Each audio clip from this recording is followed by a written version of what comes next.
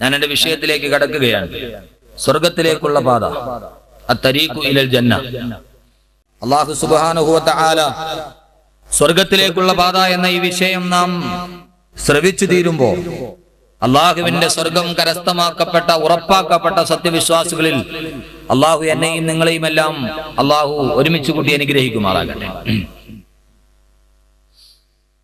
രണ്ടാം ലോകമഹായുദ്ധകാലത്ത് Spanish അക്രമകാരികൾ Grenada പട്ടണം ഉപരോധിച്ചു. അവസാനം ഗ്രനേഡ പട്ടണം പൂർണ്ണമായും സ്പാനിഷ് അക്രമകാരികൾക്ക് കീഴടങ്ങി. വിജയോന്മാദത്തോടെ ആഹ്ലാദ ആരവത്തോടെ സ്പാനിഷ് അക്രമകാരികൾ ഗ്രനേഡ പട്ടണം മുഴുവനും ഒരു തേർവാഴ്ച നടത്തി. ഏറ്റവും അവസാനമായി ഗ്രനേഡയിലെ രാജാധികാരിയുടെ രാജകൊട്ടാരം കീഴടക്കിയ സ്പാനിഷ് അക്രമകാരികൾ രാജാവിനെയും അദ്ദേഹത്തിന്റെ മക്കളെയും രാജകുടുംബത്തിന്റെ സർവ്വ ആളുകളെയും കൊലക്കത്തിക്കിരയാക്കി. ഏറ്റവും അവസാനമായി ഗ്രനേഡ എന്ന കൊച്ചുപട്ടണം വെന്തു വെണ്ണീറായി ചാമ്പലായി. അവസാനം ഗ്രനേഡ എന്ന പട്ടണത്തിന്റെ ദുരന്തകഥ പിൽക്കാലത്ത് ചരിത്രത്തിന് പറഞ്ഞു കൊടുക്കാൻ വേണ്ടി മാത്രം രാജ്ഞിയായ സോഫിയ രാജകുമാരിയും അവരുടെ 9 മാസം മാത്രം പ്രായമെത്തിയ ഒരു കുഞ്ഞും മാത്രം അവശേഷിച്ചു. ബാക്കി എല്ലാവരെയും സ്പാനിഷ് അക്രമകാരികൾ കൊലക്കിരയാക്കി. സോഫിയ രാജകുമാരിയുടെ മാതാവിനെയും പിതാവിനെയും സ്വസഹോദരങ്ങളെയും അവരെ കൺമുന്നിൽ വെച്ച് അതിദാരുണമാം വിധം കൊലക്കത്തിക്കിരയാക്കപ്പെട്ടു. നിഷ്ഠൂരമായി വധിക്കപ്പെട്ടവർ. ഏറ്റവും അവസാനം ഇതിന്റെ പര്യവസാനം എന്നോണം സോഫിയ രാജകുമാരിയെ, അതിസുന്ദരിയായ സോഫിയ രാജകുമാരിയെയും അവരുടെ ഒക്കത്തിരിക്കുന്ന മോണ കാട്ടിച്ചിരിക്കുന്ന 9 മാസം മാത്രം പ്രായമുള്ള കുഞ്ഞിനെയും സ്പാനിഷ് രാജാവിന്റെ മുന്നിൽ ഹാജരാക്കപ്പെട്ടു.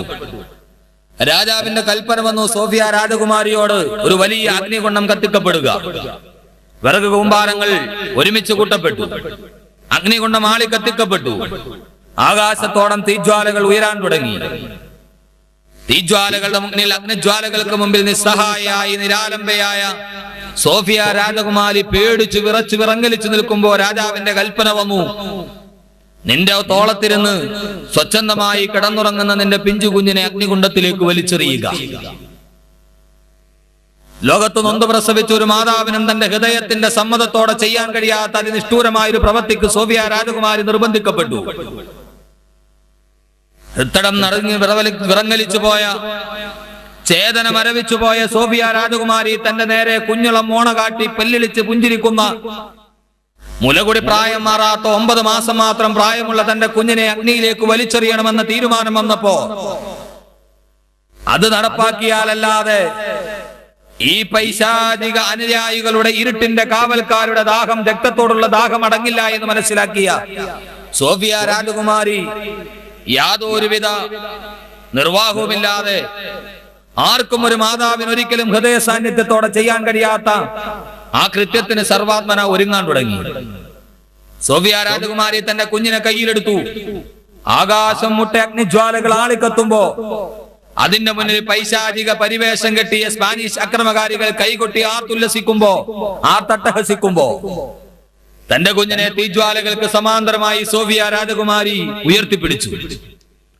ആളിക്കത്തുന്ന തീജ്വാലകളുടെ ചൂടേറ്റ കുഞ്ഞ് കൈകാലിട്ടടിച്ച് നിലവിളിക്കുമ്പോ, എന്റെ പ്രിയപ്പെട്ട സഹോദരിമാരെ, ഒരു മാതാവിന് പോലും കണ്ടു നിൽക്കാൻ കഴിയാത്ത തീജ്വാലകളേറ്റ് തന്റെ കുഞ്ഞ് പിടയുമ്പോ പൊട്ടിക്കരയുന്ന തന്റെ കുഞ്ഞിനെ തീജ്വാലകൾക്ക്, അഗ്നിജ്വാലകൾക്ക് സമാന്തരമായി പിടിച്ച് തൊട്ടടുത്ത നിമിഷം ഈ അഗ്നിയിലേക്ക് തന്റെ പിഞ്ചു കുഞ്ഞിന്റെ ശരീരം കരിഞ്ഞ് ചാമ്പലാകുമെന്നുള്ള ബോധത്തോടെ സോഫിയ രാജകുമാരി തന്റെ കുഞ്ഞിനെ ആ ജീവാർപ്പണം ചെയ്യുന്നതിന് തൊട്ടു മുമ്പായി കൈകാലിട്ടടിച്ച് നിലവിളിക്കുന്ന തന്റെ കുഞ്ഞിന്റെ നേരെ നോക്കിയിട്ട് ഈറനണിഞ്ഞ കണ്ണുകളോടെ, വിതുമ്പുന്ന ചുണ്ടുകളോടെ, രസിക്കുന്ന ഹൃദയത്തോടെ സോഫിയ രാജകുമാരി പറഞ്ഞു, അത്രേ മോനെ, നിന്നെ ഞാനിപ്പോൾ വലിച്ചെറിയുന്നത് അഗ്നികുണ്ഡത്തിലേക്കല്ല.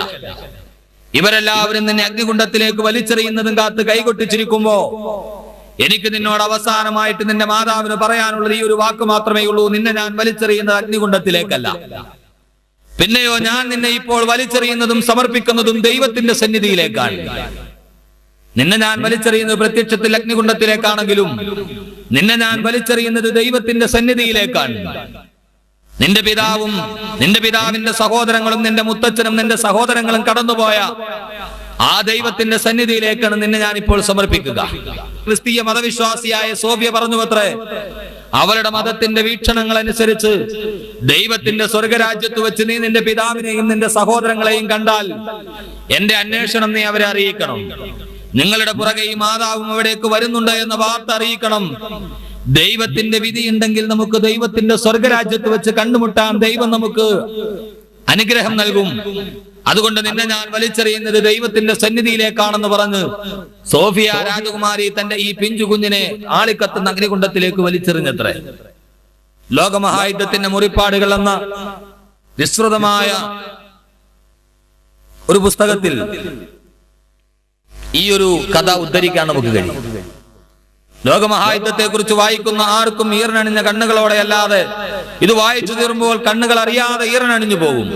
ഹൃദയസ്പർശിയായ ഈ സംഭവം സ്വർഗത്തിലേക്കുള്ള പാത എന്ന എന്റെ വിഷയത്തിന്റെ ആമുഖമായി ഞാൻ പറയുമ്പോ, എന്റെ പ്രിയപ്പെട്ട സഹോദരങ്ങളെ, ഒരു മനുഷ്യനെ സംബന്ധിച്ചിടത്തോളം അവന്റെ ജീവിതത്തിന്റെ ഏറ്റവും അമൂല്യമായ സമ്പത്ത് അവന്റെ സന്താനങ്ങളാണ്. ഇവിടെ കൂടിയിരിക്കുന്ന എന്റെ സഹോദരങ്ങളോട് നിങ്ങളുടെ ജീവിതത്തിന്റെ അധ്വാനം എന്തിനു വേണ്ടിയാണെന്ന് ചോദിച്ചാൽ ഒരേ ഒരു ഉത്തരമേ ഉണ്ടാവൂ, തന്റെ സന്താനങ്ങൾക്ക് വേണ്ടിയാണ്.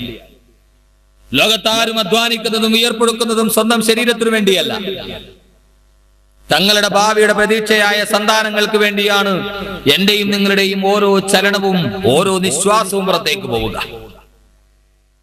ഒരു മനുഷ്യനെ സംബന്ധിച്ചോളം അവന്റെ ജീവിതത്തിന്റെ ഏറ്റവും വലിയ പ്രതീക്ഷയും ആലംബവും അവലംബവുമായ അവന്റെ കുഞ്ഞിനെ പോലും അവന്റെ സന്താനത്തെ പോലും നഷ്ടപ്പെടുമ്പോഴും ആ ജീവിതത്തിന്റെ സ്വന്തം സന്താനത്തെ നഷ്ടപ്പെടുന്ന പ്രതിസന്ധിയിൽ പോലും പിടിച്ചു നിൽക്കാൻ സോഫിയ രാജകുമാരിക്ക് കഴിഞ്ഞത് എന്റെ പ്രിയപ്പെട്ട സഹോദരങ്ങളെ സ്വർഗത്തെക്കുറിച്ചുള്ള ചിന്തയാണ്, തന്റെ ലക്ഷ്യത്തെക്കുറിച്ചുള്ള ചിന്തയാണ്.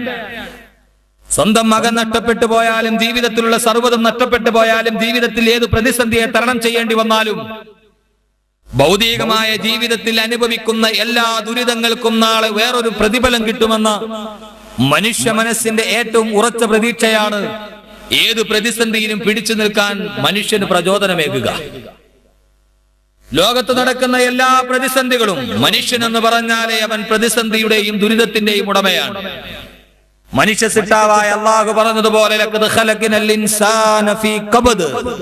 മനുഷ്യനെ ഞാൻ സൃഷ്ടിച്ചത് ക്ലേശത്തിൽ നിന്നാണ്. ക്ലേശമേ മനുഷ്യനെ സൃഷ്ടിച്ചത് തന്നെ ബുദ്ധിമുട്ടുകളും വിഷമങ്ങളും അനുഭവിക്കാൻ വേണ്ടിയാണ്. ദുരിതങ്ങളുടെ മാറാപ്പ് മാത്രം വേറി ജീവിക്കുന്ന ഭൗതിക ലോകത്ത് ജീവിക്കുന്ന മനുഷ്യന് ജീവിതത്തിൽ ഉണ്ടാകുന്ന എല്ലാ പ്രതിസന്ധികളെയും തരണം ചെയ്യാൻ നമുക്ക് പ്രചോദനമാകുന്ന പ്രേരക ചാലക ശക്തി നമ്മുടെ ലക്ഷ്യത്തെ കുറിച്ചുള്ള ബോധമാണ്. എന്താ നമ്മുടെ ലക്ഷ്യം? ജീവിതത്തിൽ നമുക്ക് എല്ലാവർക്കും ഒരു വലിയ പ്രതിസന്ധി അതിജീവിക്കേണ്ടി വന്നേക്കാം. ഇപ്പൊ എന്റെ ഈ സദസ്സിൽ ജീവിതത്തിന്റെ വിവിധ തുറകളിലുള്ള പല വയസ്സുകളിലും പല മേഖലകളും പ്രതിനിധാനം ചെയ്യുന്ന ആളുകളുണ്ട്. യുവാക്കൾ മുതൽ മധ്യവയസ്കരായ വയോവൃദ്ധന്മാർ വരെയുണ്ട്.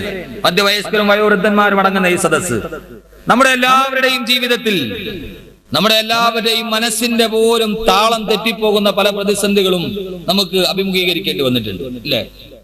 പലപ്പോഴും ഏതെങ്കിലും ജീവിതത്തിൽ ഏതെങ്കിലും ഒരു വിഷമസന്ധി ലോകത്ത് കുറവാണ്.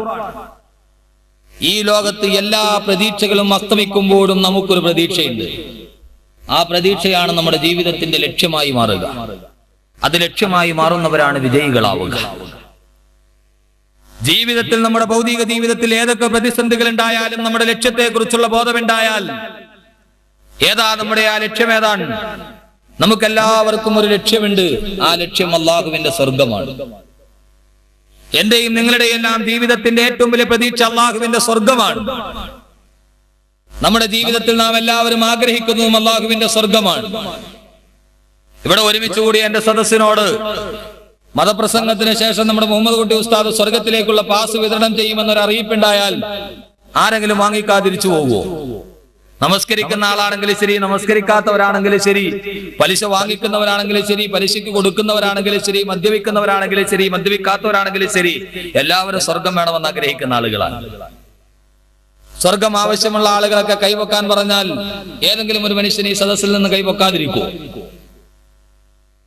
എല്ലാവരും ആഗ്രഹിക്കുന്ന, നമ്മുടെ എല്ലാവരുടെയും ജീവിതത്തിന്റെ ഏറ്റവും വലിയ പുരോഗമനത്തിന്റെ, ഒരു ഉദ്ധാനത്തിന്റെ ഏറ്റവും വലിയ ലക്ഷ്യമായി മാറേണ്ടത് നമ്മുടെ സ്വർഗമാണ്. നാം എപ്പോഴും ആഗ്രഹിക്കുന്ന സ്വർഗം. ആ സ്വർഗത്തിലേക്കുള്ള പാത ശരിയാക്കലാണ് നമ്മുടെ ലക്ഷ്യം. നാം എപ്പോഴും ആഗ്രഹിക്കുന്ന, നാം എപ്പോഴും ചിന്തിക്കുന്ന, നാം എപ്പോഴും ചോദിക്കുന്ന നമ്മുടെ സ്വർഗം.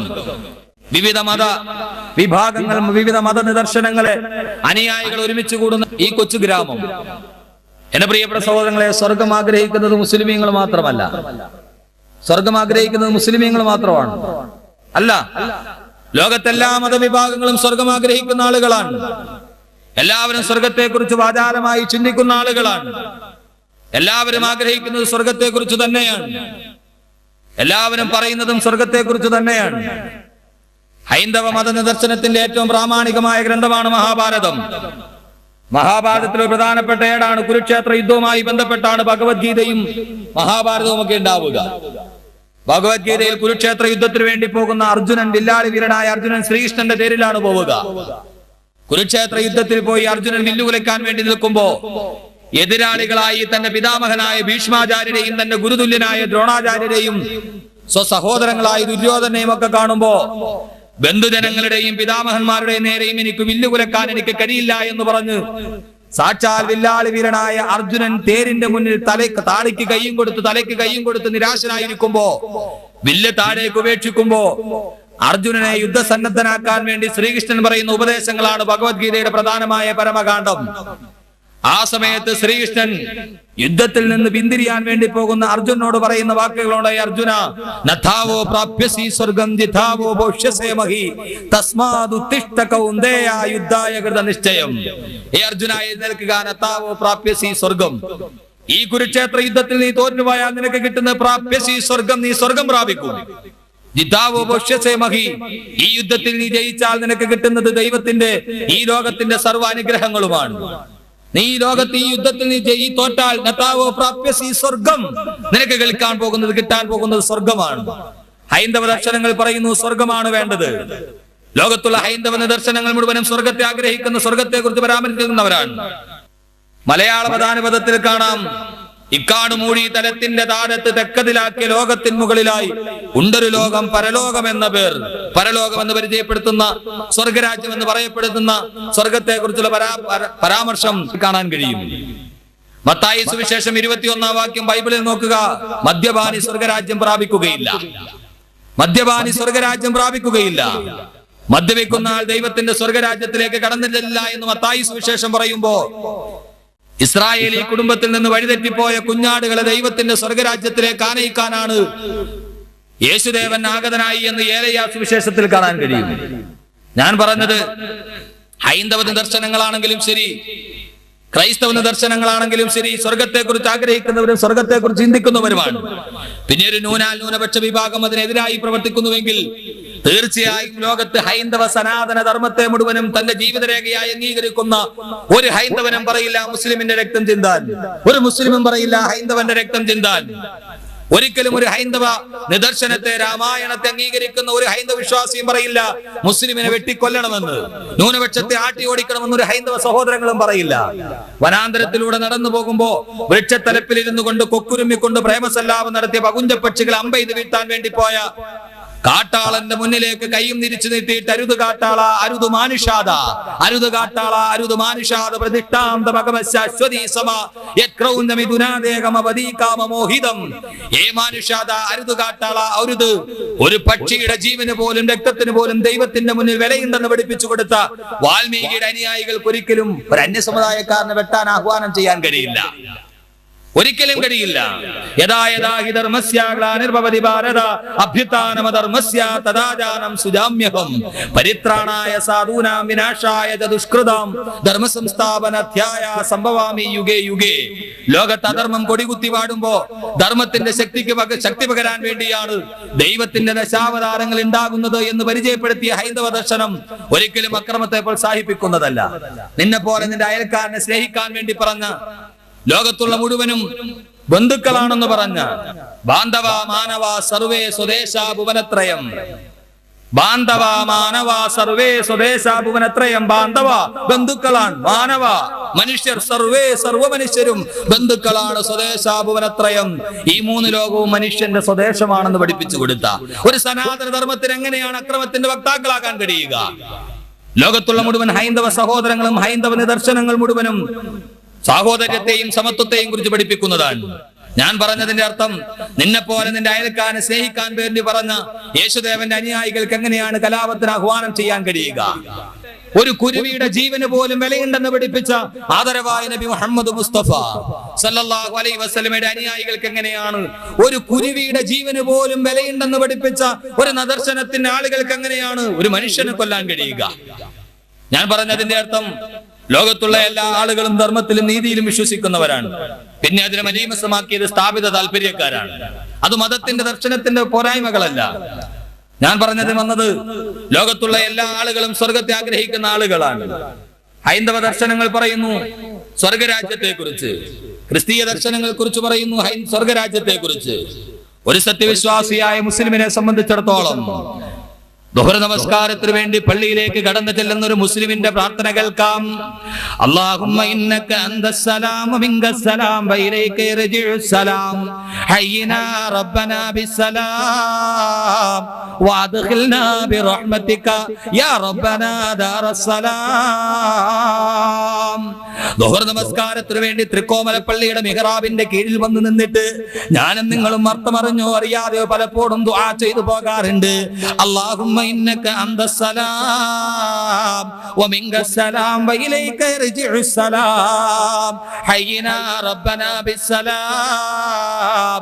അല്ലാഹുമ്മ ഇന്നക അന്തസ്സലാം, അല്ലാഹുവേ നീയാണ് സമാധാനം, വമിൻകസ്സലാം സമാധാനം നിന്റെ അടുക്കൽ മാത്രമാണ് തമ്പുരാനെ, വഇലൈക യർജിഉസ്സലാം അല്ലാഹുവേ സമാധാനം മടങ്ങുന്നതും നിന്റെ അടുക്കലേക്ക് മാത്രമാ തമ്പുരാനെ. അതുകൊണ്ട് നിന്റെ മുന്നിൽ ഒരു അഷ്ടാംഗ പ്രണാമം ചെയ്തിട്ട് നിന്റെ മുന്നിൽ പ്രാർത്ഥനയ്ക്കു വേണ്ടി അർത്ഥനയ്ക്കു വേണ്ടി കൈകൾ ഉയർത്തുമ്പോ എനിക്ക് ചോദിക്കാൻ ഒരേ ഒരു പ്രാർത്ഥന മാത്രമേ ഉള്ളൂ തമ്പുരാനെ, ഹയ്യിനാ റബ്ബനാ ബിസ്സലാം, ഹയ്യിനാ റബ്ബനാ ബിസ്സലാം. അല്ലാഹുവേ നീ ഞങ്ങളെ ഈ ഭൂമി ലോകത്ത് ജീവിക്കുമ്പോ സമാധാനത്തോടെ ഞങ്ങളെ നീ ജീവിപ്പിക്കണേ അല്ലാഹുവേ. മാത്രമോ വഅദ്ഖിൽനാ ബിറഹ്മതിക യാ റബ്ബനാ ദാറസ്സലാം. അല്ലാഹുവേ നിത്യസമാധാനത്തിന്റെ ഭവനമായ സ്വർഗം നീ ഞങ്ങൾക്ക് നൽകണേ അല്ലാഹുവേ. പലപ്പോഴും അർത്ഥമറിഞ്ഞു അറിയാതെ ദുഹർ നമസ്കാരത്തിന് ശേഷം ഇമാം ദുആ ചെയ്യുമ്പോ അല്ലാഹുവേ ദുആ സ്വീകരിച്ച് ഞങ്ങൾക്ക് നീ സ്വർഗം നൽകണമേ എന്ന് നമ്മൾ പ്രാർത്ഥിക്കാറുണ്ട്. അല്ലാഹുമ്മ ഇന്നാ നസ്അലുക റിളാക വൽ ജന്ന വനഊദു ബിക മിൻ സുഖതിക വന്നാർ. അല്ലാഹുവേ അല്ലാഹുമ്മ ഇന്നാ നസ്അലുക റിളാക വൽ ജന്ന, അല്ലാഹുവേ ഞങ്ങൾക്ക് എപ്പോഴും ചോദിക്കാനുള്ളത് നിന്റെ സ്വർഗം മാത്രമാ തമ്പുരാനെ. ജീവിതത്തിൽ ഏത് പ്രതിസന്ധികൾ ഉണ്ടായാലും കഷ്ടതകൾ ഉണ്ടായാലും ആകുലതകൾ ഉണ്ടായാലും വ്യാകുലതകൾ ഉണ്ടായാലും എല്ലാം ഞങ്ങൾ സഹിക്കുന്നു നിന്റെ സ്വർഗത്തിന് വേണ്ടി മാത്രമാ തമ്പുരാനെ. അതുകൊണ്ട് നിന്നോട് ഞങ്ങൾക്ക് ചോദിക്കാനുള്ള ഒരേ ഒരു പ്രാർത്ഥന മാത്രമാ ഉള്ളത്, വഅദ്ഖിൽനാ ബിറഹ്മതിക യാ റബ്ബനാ ദാറസ്സലാം. അല്ലാഹുവേ നീ ഞങ്ങൾക്ക് സ്വർഗം നൽകി അനുഗ്രഹിക്കണേ തമ്പുരാനെ. അർത്ഥമറിഞ്ഞോ അറിയാതെയോ പലപ്പോഴും നമ്മൾ ദുആ ചെയ്യാറുണ്ട് അല്ലാഹുവിന്റെ സ്വർഗത്തിന് വേണ്ടി. സഹോദരങ്ങളെ, എന്താ സ്വർഗം? നമ്മുടെ ജീവിതത്തിന്റെ ഏറ്റവും വലിയ പ്രതീക്ഷയായ സ്വർഗം. ഈ ലക്ഷ്യമായിരിക്കണം നമുക്ക് ഉണ്ടാകേണ്ട ഏറ്റവും വലിയ നമ്മുടെ ജീവിതത്തിന്റെ ഒരു പോയിന്റ് ഉണ്ടാകണം. ഈ ലക്ഷ്യം കണ്ടുകൊണ്ടുള്ള യാത്ര ഉണ്ടാവുള്ളൂ നമുക്ക് വിജയത്തിലെത്താൻ. ഇപ്പൊ കാഞ്ഞാറ് നിന്നും വന്ന ഞാൻ തൃക്കോമലയിൽ എത്തണമെന്ന ലക്ഷ്യത്തോടെയാണ് കാഞ്ഞിരപ്പള്ളിയിൽ വന്ന് മണിമലയ്ക്കുള്ള വഴിയും ചോദിച്ച് അവിടെ നിന്ന് പൊന്തമ്പുഴയ്ക്കുള്ള വഴിയും ചോദിച്ച് തൃക്കോമലയും കയറി ഇവിടെ വന്നത്.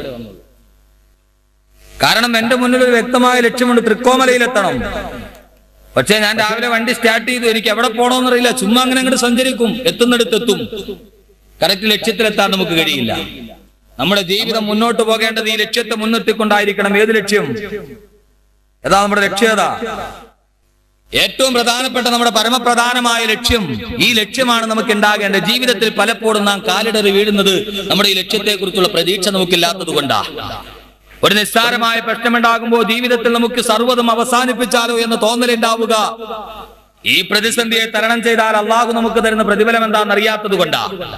ഒരു ചെറിയ പ്രശ്നമുണ്ടായാൽ വിദേശ രാജ്യത്ത് നിന്ന് ഭർത്താവ് അയച്ചു കൊടുക്കുന്ന മാസാമാസം അയച്ചു കൊടുക്കുന്ന പൈസ മുഴുവനും ബ്യൂട്ടി പാർലറുകളും സൗന്ദര്യവർദ്ധക വസ്തുക്കളും വാങ്ങിക്കാൻ കൊണ്ടുപോയി പൊങ്ങച്ചത്തിന്റെയും ആർഭാടത്തിന്റെയും പ്രതീകത്തിനു വേണ്ടി ചെലവഴിക്കുമ്പോ വിദേശത്ത് നിൽക്കുന്ന ഭർത്താവിന് സാമ്പത്തികമായിട്ട് അല്പം ടൈറ്റ് ഉണ്ടാകുമ്പോ, മുമ്പ് വന്നതുപോലെ ചെക്കുകൾ വരാതാകുമ്പോ, ഇത്രയും നാളും ആർഭാടത്തോടെ ജീവിച്ചവരുടെ മുന്നിൽ സാമ്പത്തികമായിട്ട് അല്പം ഞെരുക്കം വരുമ്പോ, ആർഭാടത്തോടെ പൊങ്ങത്തത്തോടെ ഗൾഫിൽ നിൽക്കുന്ന പെട്രോൾ ഡോളറിന്റെ ഉച്ചിട്ടത്തിന്റെ ബലത്തിൽ കിടന്ന് ഞെളിഞ്ഞ ആളുകൾക്ക് അതേ ആളുകളുടെ മുന്നിൽ സാമ്പത്തികമായിട്ട് അല്പം ബുദ്ധിമുട്ടാണ് എന്ന് പറയാനുള്ള സങ്കോചവും അലോസരതയും കൊണ്ട് ഭർത്താവിന്റെ ഗൾഫിൽ നിന്നുള്ള വരുമാനം ഒരല്പം കുറഞ്ഞു പോയപ്പോ, ആർഭാടത്തെയുള്ള ജീവിതത്തിന് തികയാതെ മതിയാകാതെ വന്നപ്പോ, അവസാനം ആർഭാടത്തോടെ ജീവിക്കാനുള്ള പൈസയുടെ പോരായ്മ കൊണ്ട് ഏറ്റവും അവസാനം തന്നെ മാത്രം വിശ്വസിച്ച തന്റെ 2 പെൺകുഞ്ഞുങ്ങൾക്ക് രാത്രിയിൽ അത്താഴം കൊടുക്കുമ്പോ ആ അത്താഴത്തിൽ ഫ്യൂറിഡാനും കൊടുത്ത് അവസാനം അതിന്റെ ബാക്കി ഭക്ഷണം താനും കടിച്ച് സ്വന്തം 2 മക്കളെ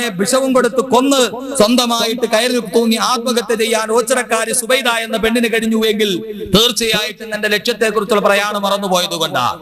ഗൾഫിൽ നിൽക്കുന്നവർ വരുമാനം ഒരല്പം നിന്ന് കഴിയുമ്പോ, ആർഭാടത്തിന് അല്പം കുറവ് വരുമ്പോ, മക്കൾക്ക് വിശവും നൽകിയിട്ട് ജീവിതം അവസാനിപ്പിക്കാൻ ഓച്ചിറക്കാരി സുബൈദാക്കും ചായ കച്ചവടം നടത്തിയിട്ട് യാതൊരുവിധ പുരോഗതിയുമില്ലാതെ അവസാനം ചായ കച്ചവടവും മാറ്റി ഒരു അല്പം ലാഭമുള്ള ചാരായ കച്ചവടം നടത്തി. ചാരായ കച്ചവടം നടത്തിയപ്പോൾ ഏതോ ഒരുത്തൻ ഒറ്റിക്കൊടുത്തിട്ട് പോലീസിന്റെ പിടിയിലകപ്പെട്ടപ്പോ ഒറ്റിക്കൊടുത്ത ചെറുപ്പക്കാരനോട് പക വീട്ടാൻ വേണ്ടി ആ ചെറുപ്പക്കാരനെ തന്റെ മേനിയടക്ക് കാണിച്ച് തന്റെ വീട്ടിലേക്ക് വിളിച്ചു വരുത്തി ടെറസിന്റെ മുകളിൽ ചെറുപ്പക്കാരനുമായി ശാരീരിക ബന്ധത്തിൽ ഏർപ്പെട്ടുകൊണ്ടിരിക്കുമ്പോ നേരത്തെ പറഞ്ഞു നിശ്ചയിച്ച 2 പേരുടെ സഹായത്തോടെ ആ ചെറുപ്പക്കാരനെ മർദ്ദിച്ചവശനാക്കി കൈയും കാലും വരിഞ്ഞു കെട്ടപ്പെട്ട ഒറ്റിക്കൊടുത്ത ചെറുപ്പക്കാരനെ തലയിൽ ചുമന്നുകൊണ്ട് കാട്ടിലേക്ക് കൊണ്ടുവന്ന് കലിങ്കിന്റെ അടിയിൽ കൊണ്ടുപോയി ഒറ്റിക്കൊടുത്ത ഓരോ കേസിന്റെയും പേര് പറഞ്ഞ് കയ്യിലിരിക്കുന്ന തൂമ്പായുടെ കൈ കൊണ്ട് അയാളെ അടിച്ചവശനാക്കി ആ ചെറുപ്പക്കാരന്റെ കയ്യും കാലും അടിച്ചൊടിച്ച് അവസാനം അയാളെ കെട്ടി വരിഞ്ഞു മുറുക്കി കയ്യും കാലും ബന്ധനസ്ഥനാക്കപ്പെട്ട ആ ചെറുപ്പക്കാരൻ നിസ്സഹായതയോടെ നിലവിളിക്കുമ്പോ കാട്ടിൽ കൊണ്ടുവന്ന് മുട്ടോളം വെള്ളത്തിൽ കൊണ്ടുവന്ന് അയാളെ കമഴ്ത്തി കിടത്തിയിട്ട് ആ കമഴ്ത്തി കിടത്തിയ ചെറുപ്പക്കാരന്റെ മുകളിൽ കൊലിസിട്ട കാലുകൊണ്ട് ചവിട്ടി നിന്ന് ഒരൽപ്പം ശ്വാസത്തിനു വേണ്ടി അയാൾ പിടയുമ്പോ വർദ്ധിച്ച വീര്യത്തോടെ ആ ചെറുപ്പക്കാരനെ മുട്ടോളം വെള്ളത്തിൽ ചവിട്ടി താഴ്ത്തി മുക്കിക്കൊല്ലാൻ ഓച്ചിറക്കാരി ഉടുമ്പു സുബൈദ എന്ന പെണ്ണിനും കഴിഞ്ഞത് തന്റെ ലക്ഷ്യത്തെ കുറിച്ചുള്ള പ്രയാണം നഷ്ടപ്പെട്ടു പോയത് കൊണ്ടാണ്. ചാരായ കച്ചവടം നടത്തി ആവാസത്തിന്റെ സർവ്വസീമകളിൽ ലഭിക്കാൻ ലോകത്തെ ഏറ്റവും കൂടുതൽ ലജ്ജയുള്ളത് പെണ്ണാണ് എന്ന സമവാക്യം പോലും തിരുത്തി ഒരു പെണ്ണിന് ചാരായ കച്ചവടം നടത്താൻ പോലും മനസ്സുകൊണ്ട് സാന്നിധ്യം ഉണ്ടാകുന്നത് എന്റെ പ്രിയപ്പെട്ട സഹോദരങ്ങളെ, മദ്യപാനത്തിലൂടെ മദ്യം വിൽക്കുന്നവനും മദ്യം കുടിക്കുന്നവനും സ്വർഗത്തിലേക്ക് കടന്നു ചെല്ലില്ല എന്ന പ്രവാചകന്റെ വാക്കുകൾ തിരസ്കരിച്ചത് കൊണ്ടല്ലേ? ഇതിലൂടെ തനിക്ക് നഷ്ടപ്പെട്ടു പോകുന്ന അല്ലാഹുവിന്റെ സ്വർഗമാണെന്നുള്ളൊരു ബോധമുണ്ടായിരുന്നുവെങ്കിൽ ലോകത്ത് ധർമ്മത്തിന് ചുതി സംഭവിക്കുമായിരുന്നോ? നമ്മുടെ കുടുംബത്തിന്റെ അന്തരീക്ഷം ശരിയാകുമായിരുന്നില്ലേ? എല്ലാത്തിന്റെയും മൂലമായ കാരണം സ്വർഗമെന്ന നമ്മുടെ ലക്ഷ്യത്തെ കുറിച്ച് മറന്നുപോയത് കൊണ്ടാണ് നമ്മുടെ കുടുംബാന്തരീക്ഷങ്ങൾ താറുമാറാകുന്നത്, സാമൂഹ്യ ജീവിതം താറുമാറാകുന്നത്. നിങ്ങൾക്കറിയുമോ, മക്കൾക്കും മാതാപിതാക്കൾക്കും ഇടയിലുള്ള ബന്ധം നഷ്ടപ്പെട്ടു പോകുന്നത്? ഇതെല്ലാം നഷ്ടപ്പെട്ടു പോകുന്നത് എന്തുകൊണ്ടാണെന്നറിയുമോ? നിങ്ങൾക്കറിയുമായിരിക്കും, ഇന്ത്യ രാജ്യത്തിന്റെ മെട്രോപൊളിറ്റൻ സിറ്റിയിലായ ബാംഗ്ലൂരിലെയും കൽക്കട്ടയിലെയും മദ്രാസിലെയും പാർക്കുകളിലേക്ക് വൈകുന്നേരം നിങ്ങളൊന്ന് ചെല്ലണം. വൈകുന്നേരമാകുമ്പോ ആ പാർക്കിലേക്കൊക്കെ പോകുമ്പോ ഒരു 5 മണിയാകുമ്പോ ചുണ്ടിൽ ലിപ്സ്റ്റിക് തേച്ച കുറെ കൊച്ചമ്മമാര് വരുന്നത് കാണും. അവരുടെ വലത് കയ്യിൽ ഒരു റബ്ബർ പന്ത് ഉണ്ടാവും, ഇടത് കയ്യിൽ ഒരു ചങ്ങലയുണ്ടാവും. ആ ചങ്ങലയുടെ അറ്റത്ത് നല്ല സുന്ദരന്മാരായ കാണാൻ നല്ല ശേലുള്ള പുമറേനിയൻ പട്ടിക്കുഞ്ഞുങ്ങൾ ഉണ്ടാവും. ചുണ്ടിൽ ലിപ്സ്റ്റിക് തേച്ച് വാനിറ്റി ഭാഗം തേച്ച് സ്ലീവ്ലെസ് ബ്ലൗസും ഇട്ടുകൊണ്ട് വരുന്ന ഈ കൊച്ചമ്മമാര് കയ്യിൽ വലത് കയ്യിൽ റബ്ബർ പന്ത്, ഇടതയിൽ ചങ്ങലയിൽ ബന്ധപ്പെട്ട പുമറേനിയൻ പട്ടിക്കുഞ്ഞ്. പാർക്കിലേക്ക് വരുന്ന ആത്മമാര് കയ്യിലിരിക്കുന്ന പന്ത് അകലേക്ക് വലിച്ചെറിയും. എന്തൊരു പ്രത്യേക ശബ്ദം ഉണ്ടാക്കുമ്പോ ഈ കയ്യിലിരിക്കുന്ന ഈ പട്ടിക്കുഞ്ഞ് സട കുടഞ്ഞ് തന്റെ യജമാനത്തെ അകലേക്ക് വലിച്ചെറിഞ്ഞ റബ്ബർ പന്ത് കടിച്ചെടുത്ത് യജമാനത്തിയുടെ പാതാര വൃന്ദങ്ങൾ കൊണ്ടുപോയി അർപ്പിക്കും. വീണ്ടും റബ്ബർ പന്ത് എടുത്ത് വലിച്ചെറിയും. വീണ്ടും ഒരു ശബ്ദം ഉണ്ടാക്കുമ്പോ ഈ പട്ടിക്കുഞ്ഞ് ഓടിച്ചെന്ന റബ്ബർ പന്ത് കടിച്ചെടുത്തുകൊണ്ട് യജമാനത്തിയുടെ മുന്നിൽ കൊണ്ടുപോയി വെക്കും. പല പ്രാവശ്യം ഇത് ആവർത്തിക്കപ്പെടും. റബ്ബർ പന്ത് എറിയുമ്പോഴൊക്കെ ഈ പട്ടി കൈയും കാലും ഒക്കെ ഇളക്കി ഓടും അങ്ങോട്ട് റബ്ബർ പന്ത് എടുക്കാൻ വേണ്ടി. എന്താ ഇതെന്നറിയുമോ? ഇതിന്റെ പിന്നിലുള്ള പൊരുൾ എന്തെന്നറിയുമോ? സർക്കസിന്റെ അഭ്യാസമല്ല പുമറേനിയൻ പട്ടിക്കുഞ്ഞിന്. പിന്നെ എന്താണെന്നറിയുമോ? 10,000 കൊടുത്ത് തങ്ങൾ വാങ്ങിച്ചു കൂടും പണിത് വെച്ചിരിക്കുന്ന സ്വന്തം കുഞ്ഞിന് പോലും കൊടുക്കാത്ത മുലപ്പാല് കൊടുത്തു വളർത്തിയ ബേബി ഫുഡും കാൽസ്യവും കോംപ്ലാനും കൊടുത്തു വളർത്തിയ ശ്വാന സൗന്ദര്യ പ്രദർശന മത്സരത്തിൽ സമ്മാനം മോഹിച്ച് പൊമറേനിയൻ പട്ടിക്കുഞ്ഞുങ്ങളെ മടിത്തട്ടിലെത്തി പാലൂട്ടുന്ന പട്ടണത്തിലെ കൊച്ചമ്മമാരുടെ ആഡംബരത്തിന്റെ പ്രതീകമായ ഈ പൊമറേനിയൻ പട്ടിക്കുഞ്ഞുങ്ങൾ റബ്ബർ പന്ത് കടിച്ചെടുക്കാൻ വേണ്ടി കൈയും കാലും ഇളക്കി ഓടുമ്പോ തങ്ങളുടെ ഓമന വാത്സല്യ വാദനങ്ങളായി ഈ പട്ടിക്കുഞ്ഞിന്റെ മലമൂത്ര വിസർജനം സുഗമമായി നടക്കാൻ വേണ്ടിയാണ്. അതിന്റെ കൈയും കാലും ഇളകുമ്പോ ശരീരത്തിന്റെ അവയവങ്ങൾ ഇളകുന്നതിനനുസരിച്ച് അതിന്റെ മലമൂത്ര വിസർജനം സുഗമമായി നടക്കാൻ വേണ്ടിയാണ് ഈ റബ്ബർ പന്തകലേക്ക് വലിച്ചെറിയുന്നതെങ്കിൽ എന്റെ പ്രിയപ്പെട്ട സഹോദരങ്ങളെ, ആര് കണ്ടാലും തൊഴാനടക്കുന്ന നായ്ക്കുട്ടിയുടെ മലമൂത്ര വിസർജനത്തിന് വേണ്ടി സമയം ചെലവഴിക്കാൻ മക്കൾക്ക് സമയമുണ്ട്. പക്ഷേ 10 മാസം 9 മാസം തന്നെ നൊന്ത് പ്രസവിച്ച പാവപ്പെട്ട മാതാപിതാക്കൾ അവർ വൃദ്ധകളാകുമ്പോ മലമൂത്ര വിസർജനത്തിന് നിയന്ത്രണം നഷ്ടപ്പെട്ടു പോകുമ്പോ താൻ $1 ഉച്ചിഷ്ടം കൊണ്ട് അറബിയെ പെട്ടിച്ചു കൊണ്ടുവന്നുണ്ടാക്കിയ മാർബിളിന്റെ തറയിൽ തന്റെ വൃദ്ധയായ മാതാവിന്റെ മലമോ മൂത്രമോ ഒരൽപ്പം വീടുമ്പോ ആ മാതാവിനെ ഇരുളടഞ്ഞ വൃദ്ധസദനത്തിന്റെ ഇടനാഴികളിലേക്ക് മക്കൾ വലിച്ചെറിയപ്പെടുമ്പോ പട്ടികളുടെ മലമൂത്ര വിസർജനത്തിന് ചെലവഴിക്കാൻ മക്കൾക്ക് സമയമുണ്ട്, മാതാപിതാക്കളുടെ സംരക്ഷിക്കാൻ മക്കൾക്ക് സമയമില്ല. ഈ ഒരു അവസ്ഥയിലേക്ക് ലോകത്തിന്റെ സമവാക്യങ്ങൾ മാറുമ്പോ എന്തിനേറെ പാൻപരാഗ് വാങ്ങിക്കാനും മദ്യം വാങ്ങിക്കാനും പൈസ കൊടുത്തില്ല എന്നതിന്റെ പേരിൽ എറണാകുളത്തിലെ അപ്പാർട്ട്മെന്റിൽ രാവിലെ സുബഹി നമസ്കാരത്തിന് വേണ്ടി കൈകെട്ടി നിന്ന മാതാവിനെ കയ്യിലിരുന്ന കത്തി കൊണ്ട് പുറകിൽ നിന്ന് കുത്തിവീഴിക്കുന്ന മക്കളുടെ ലോകത്ത് എന്തുകൊണ്ടായിരുന്നു സംഭവിക്കുന്നതെന്നറിയുമോ? അൽ ജന്നത്തു തഹ്ത അഖ്ദാമിൽ ഉമ്മഹാത്ത്, അൽ ജന്നത്തു തഹ്ത അഖ്ദാമിൽ ഉമ്മഹാത്ത്. മാതാവിന്റെ കാലടിപ്പാതയിലാണ് നിന്റെ സ്വർഗ്ഗം ഇരിക്കുക.